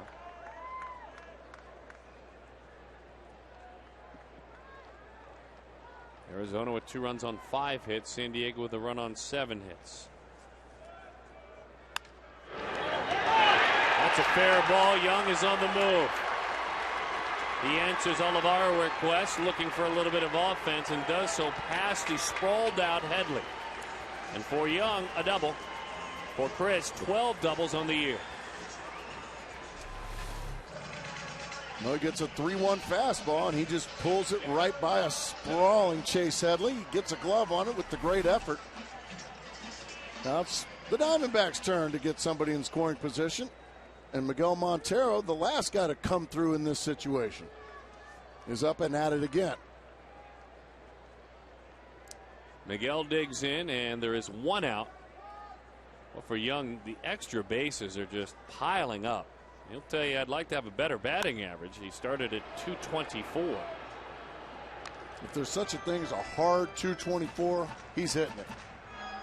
Well, he has 22 extra base hits. 22. That leads the National League. Hitting 224. That's why it's a hard 224. Yeah, and then some. Big swinging. A foul back from Miguel Montero.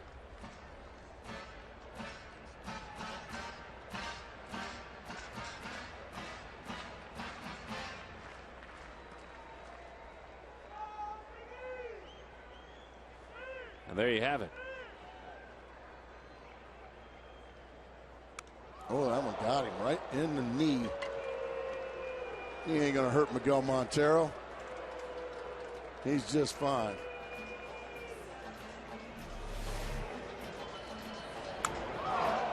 Man, sounded like it hit. He must be wearing like one of those knee braces. Something. It sounded like it hit steel. It certainly did. I know he's put together well, but even Schwarzenegger's body doesn't sound like that. Probably shouldn't mention that name. It just, yeah. Yeah. Well, is this on? 2-1 the score. Juan Miranda digs in. I know where you were going, though. Lou Ferrigno. Well, sure. Oh, come on, you can do it. All right. Homer. Keep that back foot planted. There you go. Jim Carruthers is out there working. Way to go, Jim. Jimmy does a great job out there with those kids.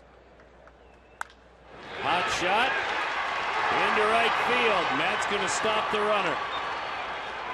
So Miranda with a hit with a runner in scoring position. That's got to feel good. We've documented the struggles offensively, collectively, of that first base position. Juan saying enough of that. Let's get something going. Be interesting to see now if Stauffer is able to face Gerardo Parra. Double barrel action in the San Diego bullpen as Chris Young had to stop and let the line drive clear the infield.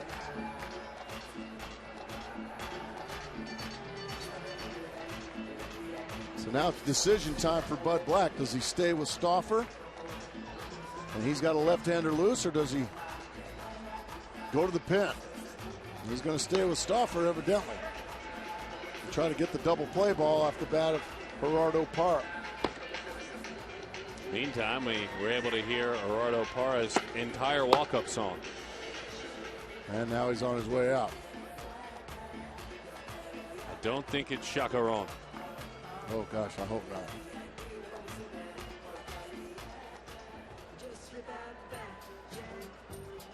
So Buddy Black has made a call to the bullpen. Arizona looking to add on. Parra will face the southpaw when we come back.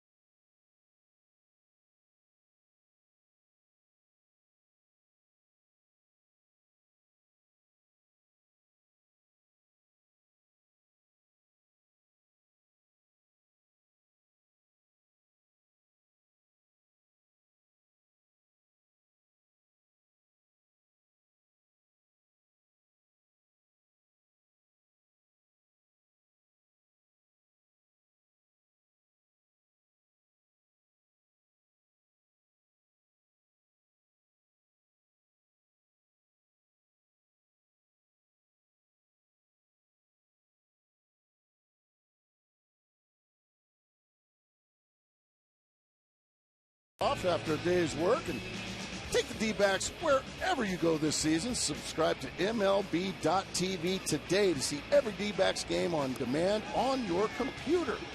Visit dbacks.com for details. MLB.tv. Baseball everywhere.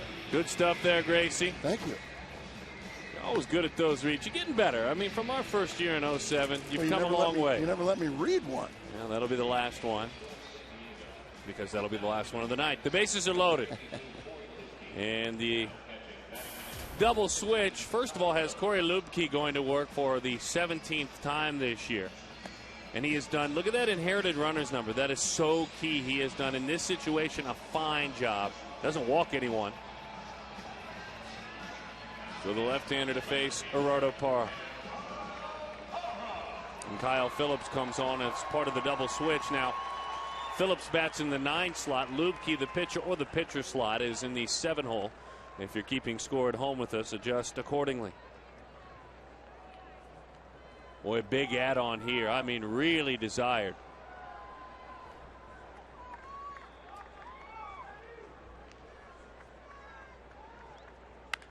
Hot shot into center field. Parra picks on a breaking ball up in the zone.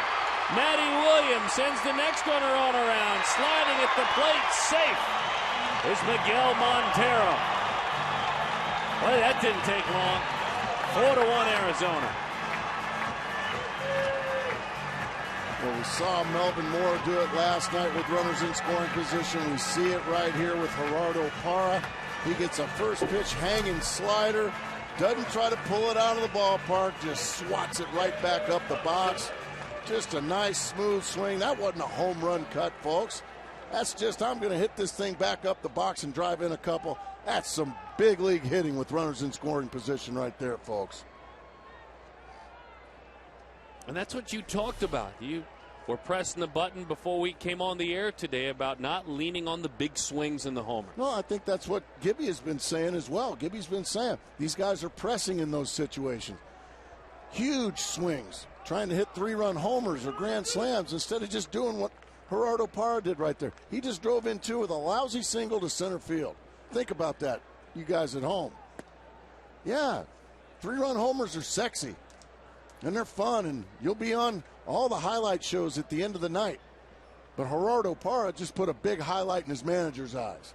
Arizona is 2-13 in games in which they haven't homered. They need to start to change that.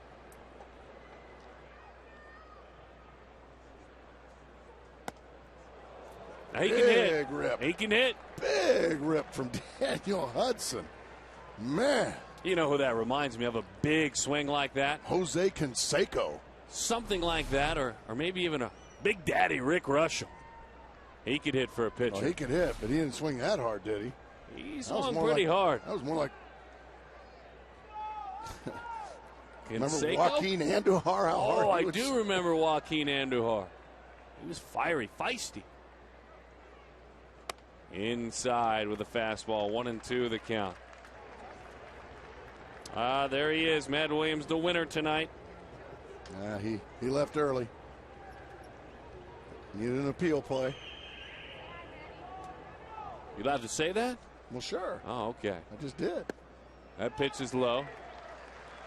2-2 the count. By the way, how about you today? How about this? There's Gracie in the purple. Love it. You act surprised. Inside, 3-2 the count. Look at the nose, face plant. Excuse me. Somebody get this off my nose, please. Just awful. An awful race tonight for the Gracie likeness.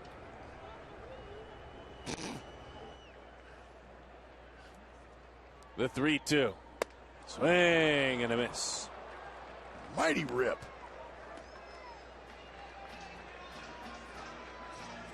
The thing is, Bill, yeah, since we're go ahead. This isn't scripted. No, I think he legitimately fell on his face. Look at Gonzo. Gonzo helps him out. I'm okay. I'm okay. Can you tuck my shirt in, Gonzo? Hello?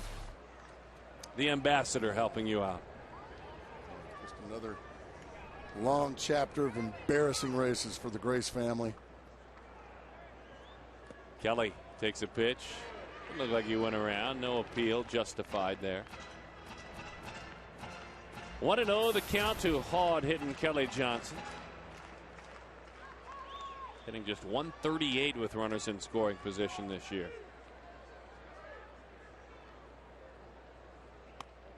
Good slider there to the outside corner.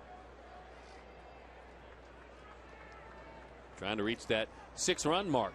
Both San Diego has done it their last 6 games in a row. Arizona may love to reach that magic number. It's been a while since the good folks here in the Valley can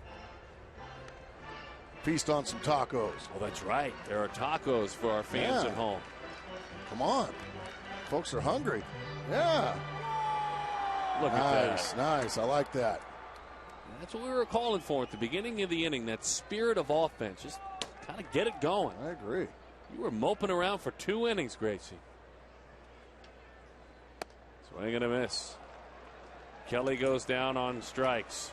Couple of strikeouts. The home runs, they're nice, but you can't hit them consistently. Like a basketball team that relies on the 3-point shot. When it goes away, you've got to do that.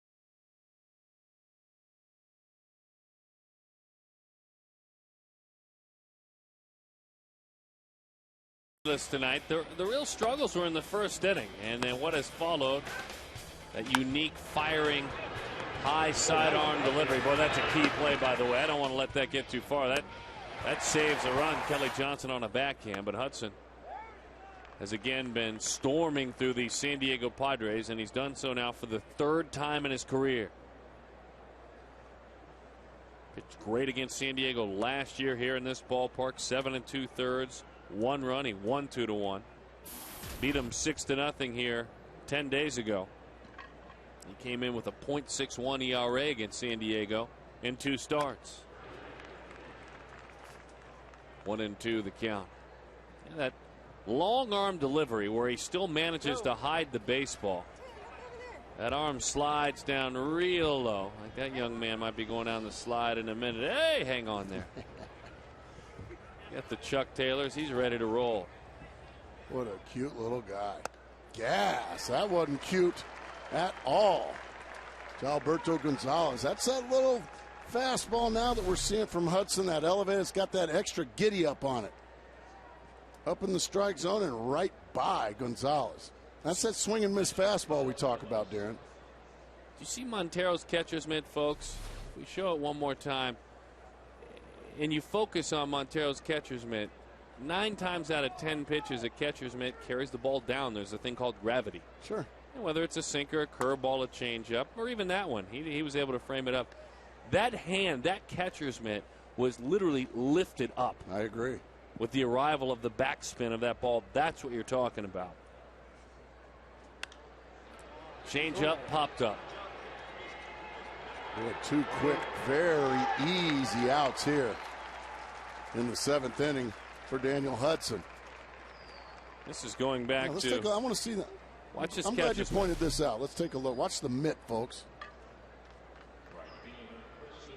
Yeah, he's still got plenty of arm left. Does Daniel Hudson? Yeah, that's knocking the mitt right off your hand right there. And it always, in some ways, either stays level or the catcher is able to get on top of the ball and frame it up. or the mitt goes down. And even with a high pitch, you're able to usually, at that catcher's mass, just hold it right there.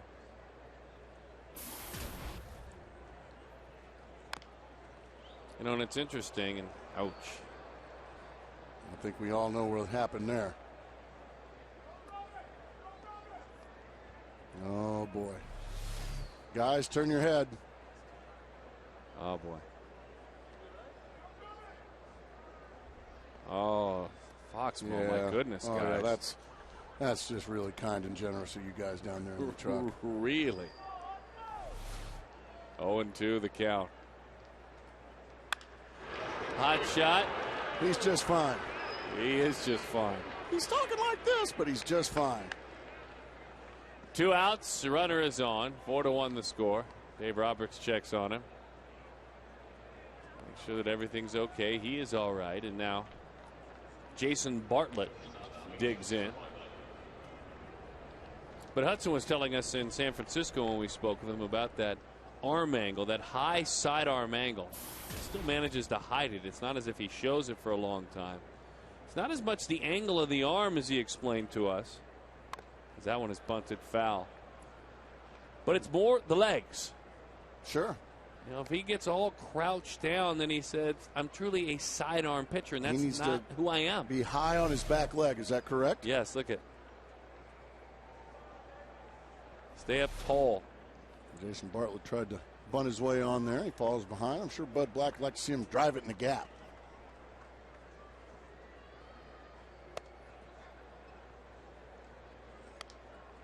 One and one the count.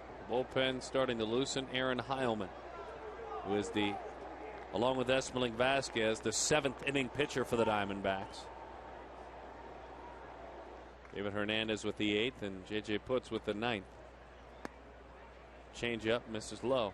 2-1 the count. But it's the same thing with the slider, Hudson will tell you. You ask him the same question, and we did. Daniel, why has your slider gotten so much better? Are you changing your arm angle, hooking your wrist a little bit more? No, again, it comes back to my legs and staying tall. The 2-1. Oh, what a slider there, speak of the devil. That's moving up from about the C category to about a BB plus. I was going to say that's one of the best ones I've ever seen him throw. Well, that was an A. To be honest with you, yeah. That was an A graded individually. It's gotten much better. It's become that third weapon that he needs. 2-2. Yes. Got him looking over the outside corner. Bartlett Looking for that slider. Looking for the slider. I was about to say the same thing. This is what you're talking about. A+ slider. And how about an A+ fastball in the A+ location? Good night, Mr. Bartlett.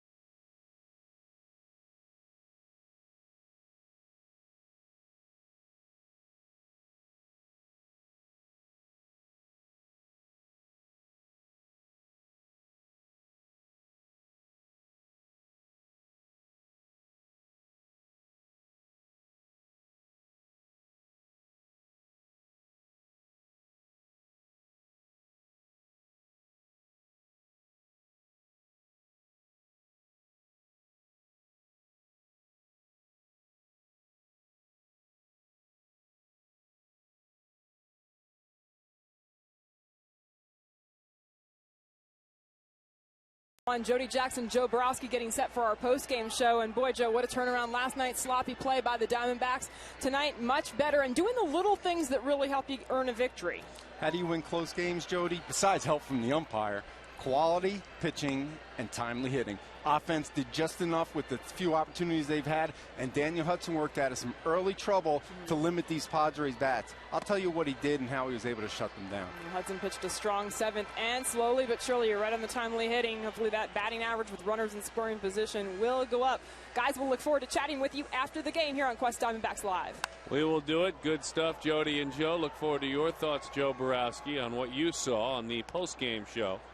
Quest Diamondbacks Live. They look like they are ready to go warming up in the bullpen. And now it comes down to counting down outs for the Diamondbacks. That number now is 6. As Ryan Roberts on 1-2 just hangs around, chases a fastball up in the zone. Well, we had a beautiful play over here. Did we now? Yes, we did. A fella brought his glove to the ballpark and got himself a souvenir. I hope we got it on tape. I don't know. We're checking. 1-2 the count. It may be worthy, Darren. Inside. Didn't get the corner. Lubke wanted it. That fella in the old school Diamondback purple lid. He made the play. The 2-2. We're seeing if we can even get any sort of an angle. Oh, yeah, we got plenty. That's it right there. Nope, that's a contract. Of course it is. 4 free tickets to an upcoming game. We look forward every time you come down. If you come down to the ballpark, you make a play and we find you, you're coming back on us. That's a contract, 4 free tickets. Gets a discount at the team shop. It's big league. That one is fouled off. We got another contract. Spraying a few over there on the right side. Oh, no contract. I like that guy up there. I like that lid. That's the classic lid. A lot of wins in those lids.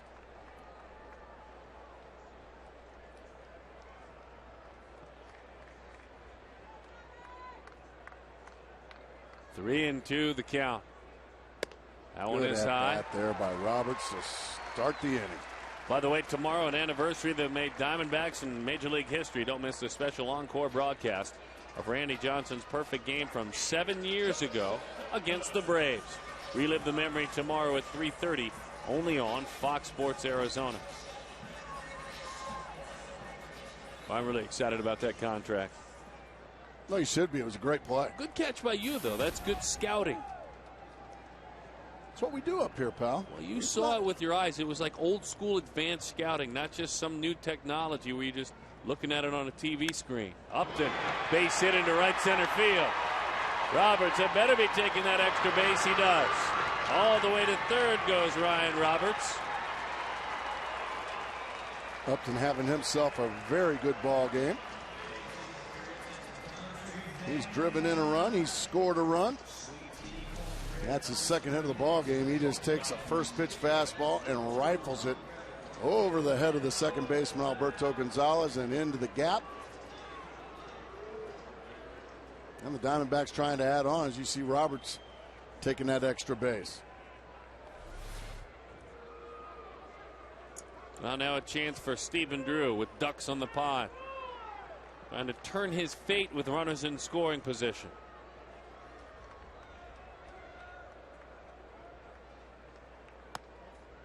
Beautiful fastball to the outside corner.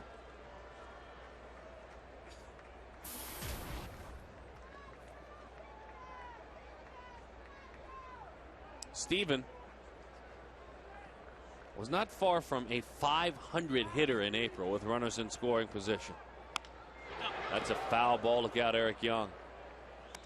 0-2 the count. And this month it's been more of a climb, certainly an uphill climb.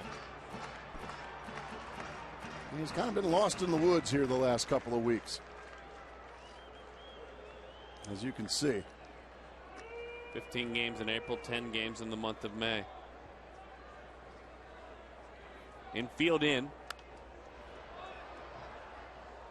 Up and into the seats it goes.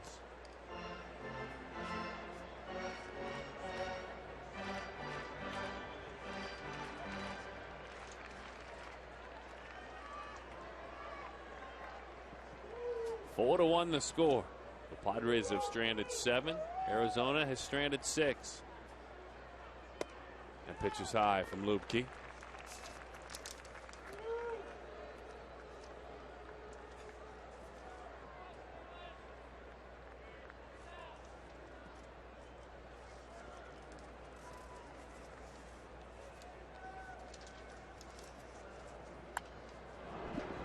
Remember that. If there is to be a hit, remember the last couple of pitches that he has spoiled just to keep his head above water. Pitchers.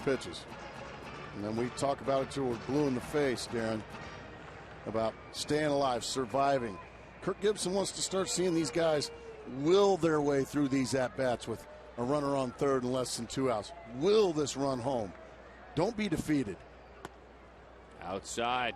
Good eye on a breaking ball. Lubke, by the way, coming in, was in the middle of a 16-inning scoreless streak spanning 12 outings. So you played a run against Bud Black's prized left-hander from the bullpen. You've done something. In order to will your way through these situations, you got to lay off the close pitches and just battle.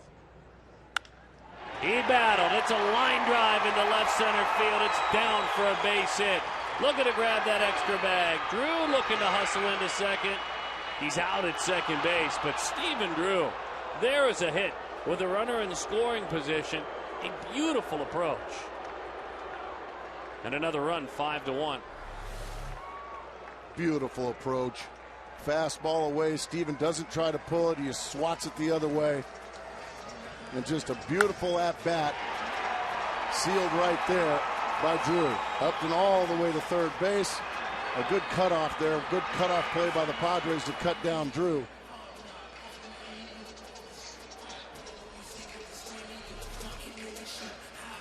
Great at-bat by Stephen Drew. Can't get enough of that one.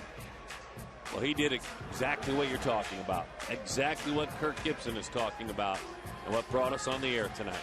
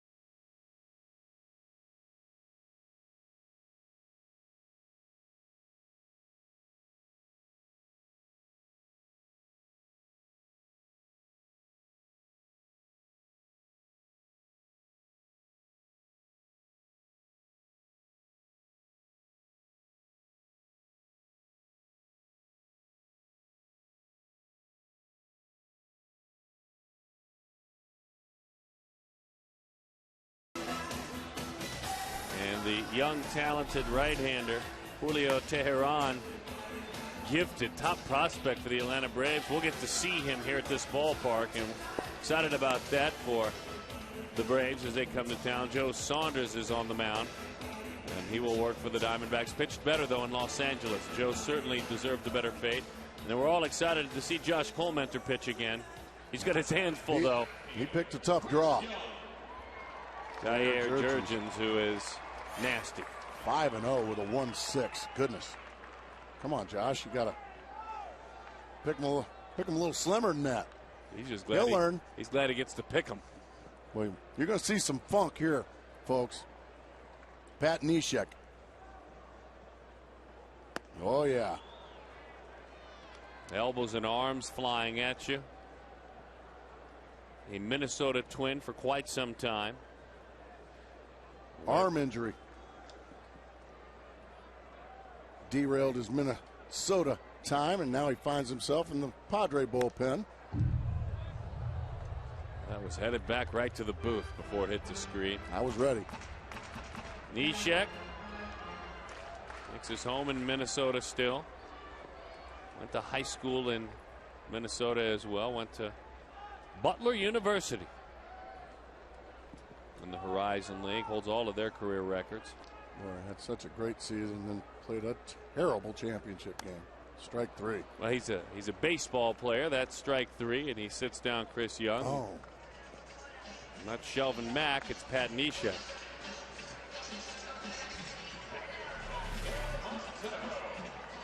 I mean, that is just straight funk.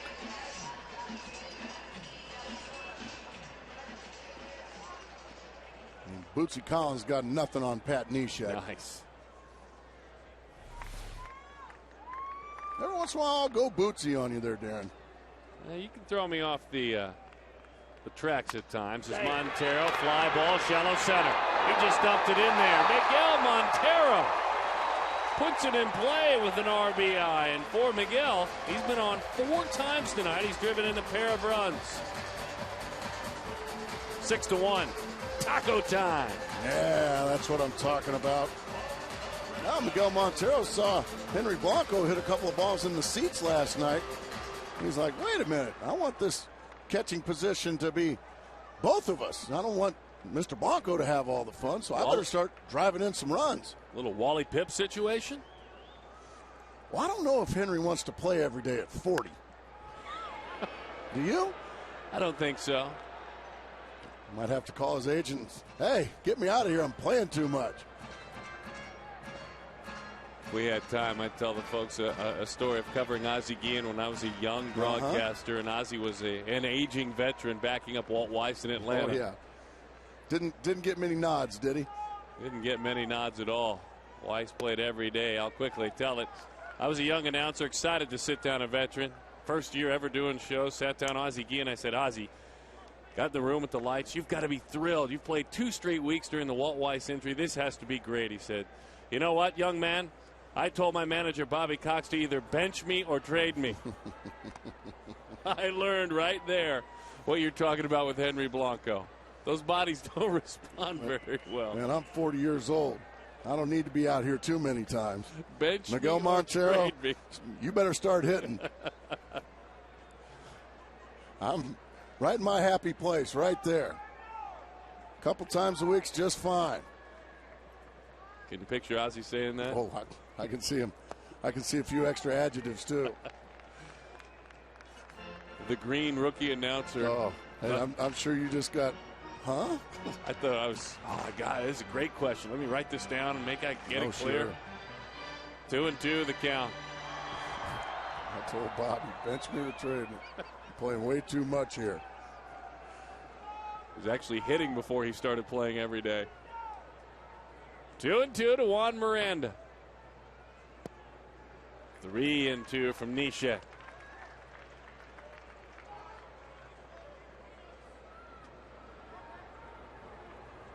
Montero will be on the move now with the full count and 2 outs.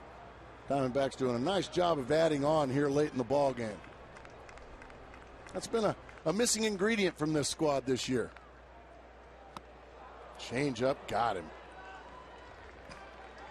But more hits with runners in scoring position, folks. One from Stephen Drew to end a great at-bat. And then a little flare right there. That'll make anybody mad.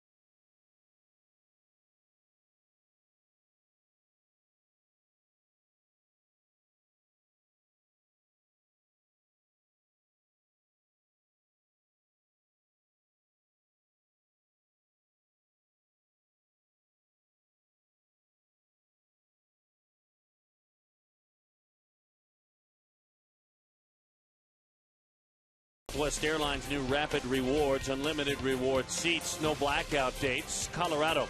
Have your best summer vacation ever in Colorado. Plan and book today at Colorado.com. And by the new Quest 5-year price lock promise. Visit Quest.com/promise for details. Ever. Got me fired up there, Sutton. Aaron Heilman goes to work. Daniel Hudson is done, and he certainly had a solid outing. Hudson. Now Hudson, of his 20 starts with Arizona, he has gone 7 or more innings with 3 runs or less in 13 of the 20. 13 of the 20. See the numbers for Heilman, but you spoke of Heilman's efforts in that 1-0 ball game at Dodger Stadium on Saturday behind Colementor. How good did he look that day? The 7th inning was his, and he just had a breezy 1-2-3 inning as he throws strike 1 to make it 2-1 to Chase Headley. Struck out a couple of Dodgers. He had to go right through the heart of the order. Sometimes the game is saved in the 7th inning or maybe the 8th inning. Yeah, the closer, quote unquote, gets the save because he pitches the 9th, but sometimes the best hitters that the opponent has to offer are up in the 7th or the 8th. And a lot of times that's where I think the game gets saved.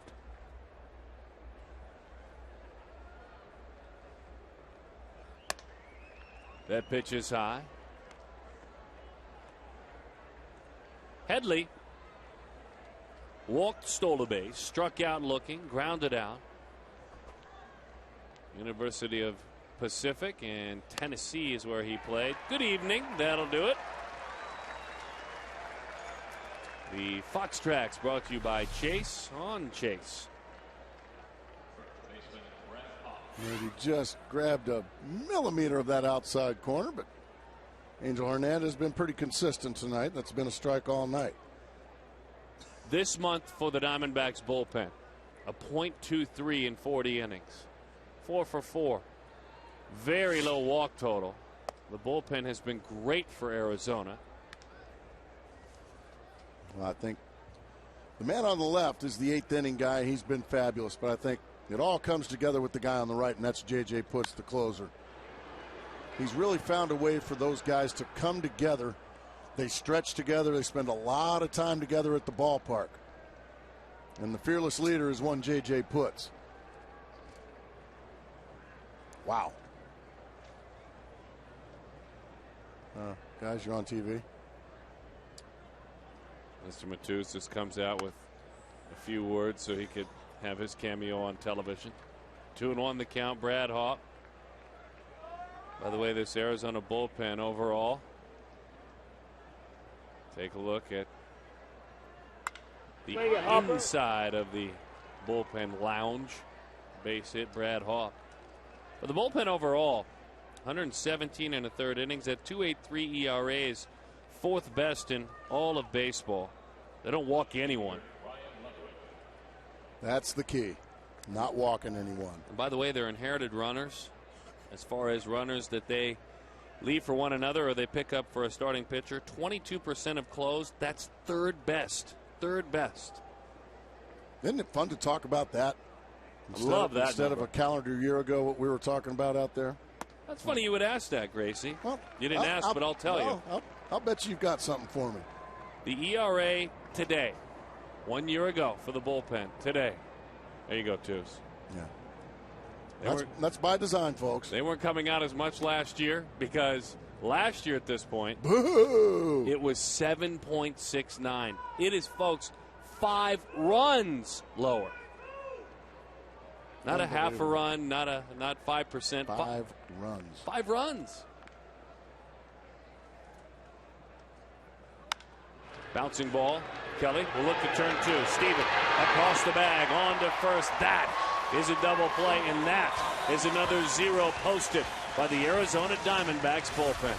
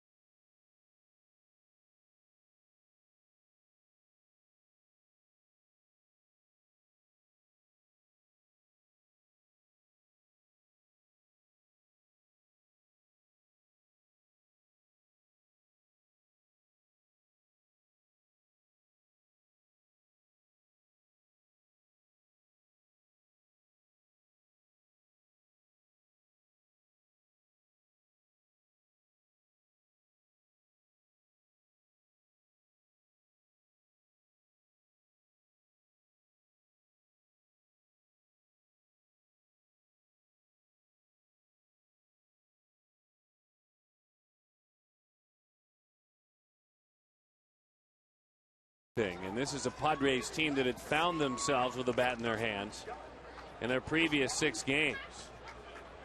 I mean, they were steamrolling through opposing teams, and tonight just 1 run. The story, Daniel Hudson, and now his mates in the bullpen. It may just be Hudson and Heilman. We'll see.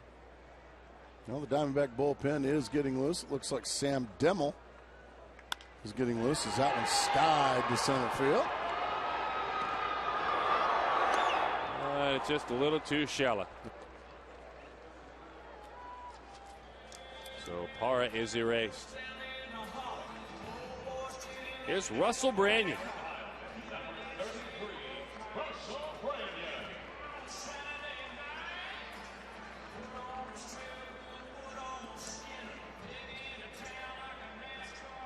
"12 of 60 this year with just 1 long ball. He's got 5 doubles. Russell slugging only .333. Big shift defensively. Everyone playing in the pull as that one is away. Neshek with a fastball. 1-0 the count. Been a tough go. Love to see him find a way. I tell you, it's not due to lack of early work. Every time it's offered, Russell has been out there lately. 1-1 the count to Branyan. Boy, he had such a great spring too. Huge spring. And he, I think, more than anyone, fell victim to the revolving door at first base. No question. As an older gentleman, 35 years old.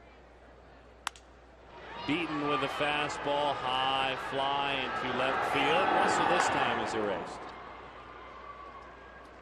But you hope he gets it going, gets a chance to get it going, because in that bat is some thunder. Big thunder. Big thunder. Hey! Have we kept up with him? He's pitching well. The young man, Barrett Laux, who was a first-round pick last year, I believe he signed with Texas, is pitching well in the minor league. Is he? And we wish him well. Just a terrible nickname. Kelly Johnson takes outside. Not near as good as Boxcar. Now that, of course, is a nickname for the man who stands in the on-deck circle. A little off-speed pitch. That thing just floats up there. There's sleepy time. When fans spoke, they didn't really like sleepy time. We had a nickname debate last night, and you folks weighed in. Kelly back to the screen. 1-2 the count.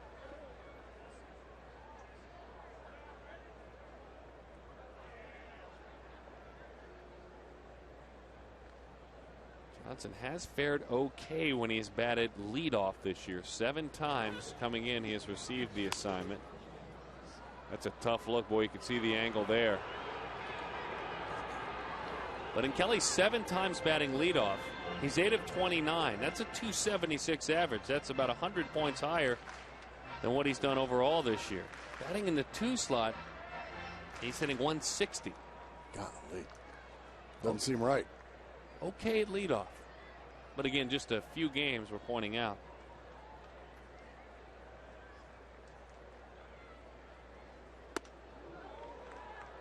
Yikes. Funk. 2-2 the count.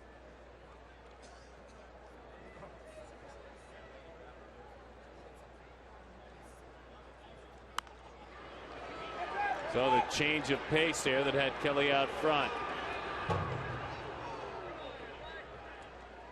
Kelly just he's battling. Ran out of room, and Kelly's hanging around. It's that gentleman's happy birthday. Happy birthday, young man. And to celebrate his 18th birthday, he wore a shirt from when he was 8. He's headed off to a concert for the village people. Is that what that is? Now, happy birthday. We have some fun. I love the fact that he's spending his 18th birthday here at the old ball yard. I agree. Our good friend, by the way, Oscar Soria, and his lovely wife, Benny. Maria Nicole. They brought Maria Nicole Soria into the world. So our fine Spanish voice of the Arizona Diamondbacks. Congratulations, Oscar, as Kelly goes down. Another strikeout for Kelly Johnson. That's 3 more on the evening.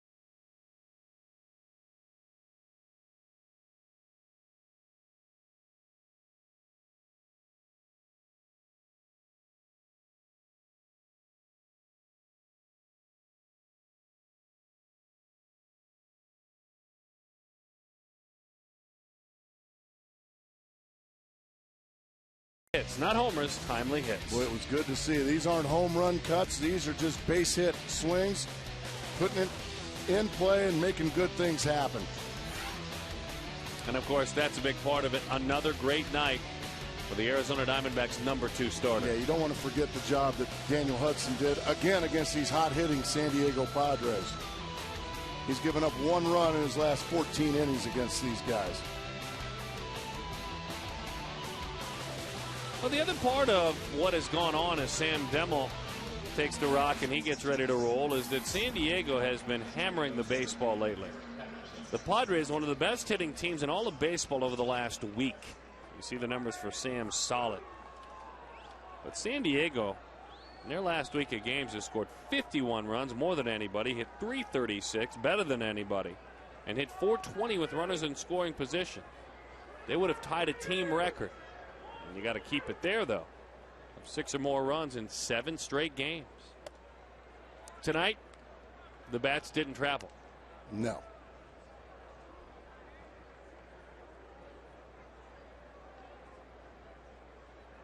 Maben hitting, Hopp hitting, Ludwig hitting, everyone hitting. Quieted by the right arm of Hudson. Heilman, and now you hope Demmel, 2-0 the count to Eric Patterson, the younger brother of Colrip Patterson. That's the way they say it. Back near Kentucky, I believe. The Queen City, Cincinnati. 2-0 the count.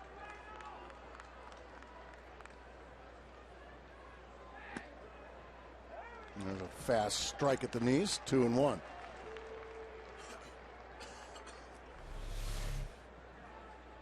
It's about as good as you can do it right there, right at the bottom of the zone. Perfectly executed.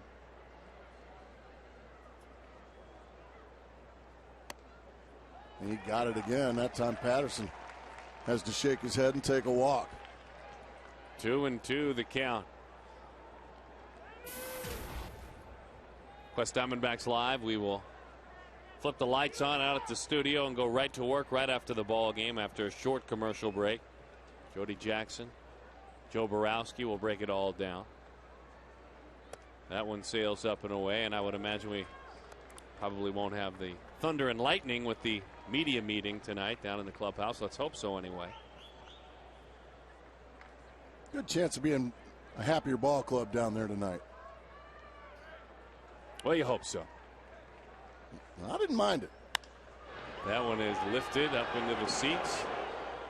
I like a little fire and brim and vigor. Not a big fan. 3-2 the count. Oh, that. Yes. Oh, the fire and frustration, that's great. You want a club that cares. Take it out on the opponent. On the ground. To his left, Stephen Drew. Fielding, firing, got him. AAA Reno won tonight. They're in first place in the PCL. They beat up the Cubs. Remember Sean Burrows? Yeah. He plays in this organization. Sean With Burrows Reno. Was 5 for 5 tonight. He's hitting over 300. Ah, really good for Sean Burrows trying to make a run at things. He had 4 extra base hits tonight. AA Mobile shut out the Mudcats, Carolina Mudcats. Charles Brewer, Chaparral High School, pitched great 5 innings, shutout baseball, 7 strikeouts. UCLA as well. Breaking ball, lifted. Jorge Cantu can't do that time. It's a foul ball. Is it a contract? I couldn't tell. 0-1 the count.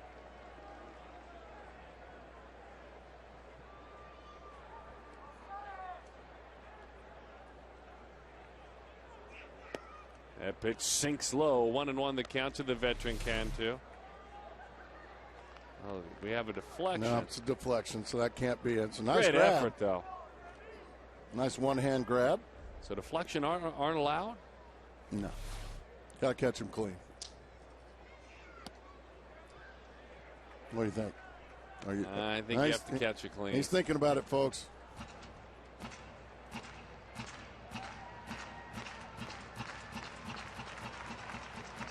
That was a great effort.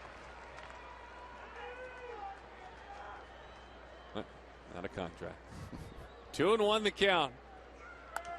Can two. Oh, we've got a shot at one over here. Sails back. Oh, my goodness. Again. He's such a great rider for MLB.com and for the Arizona Diamondbacks website. But Steve Gilbert literally ran from that ball over there.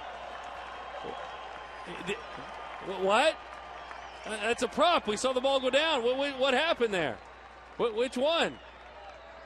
That one is a high fly ball left field. Parra going back. He's got room. I think Steve Gilbert might have cheated on you there. Well, that ball went down. We saw it go down. Nope.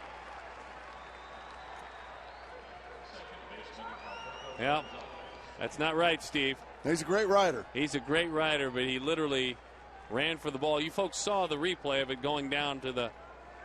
It went down to the seats below. He's had enough of this abuse, evidently. Well.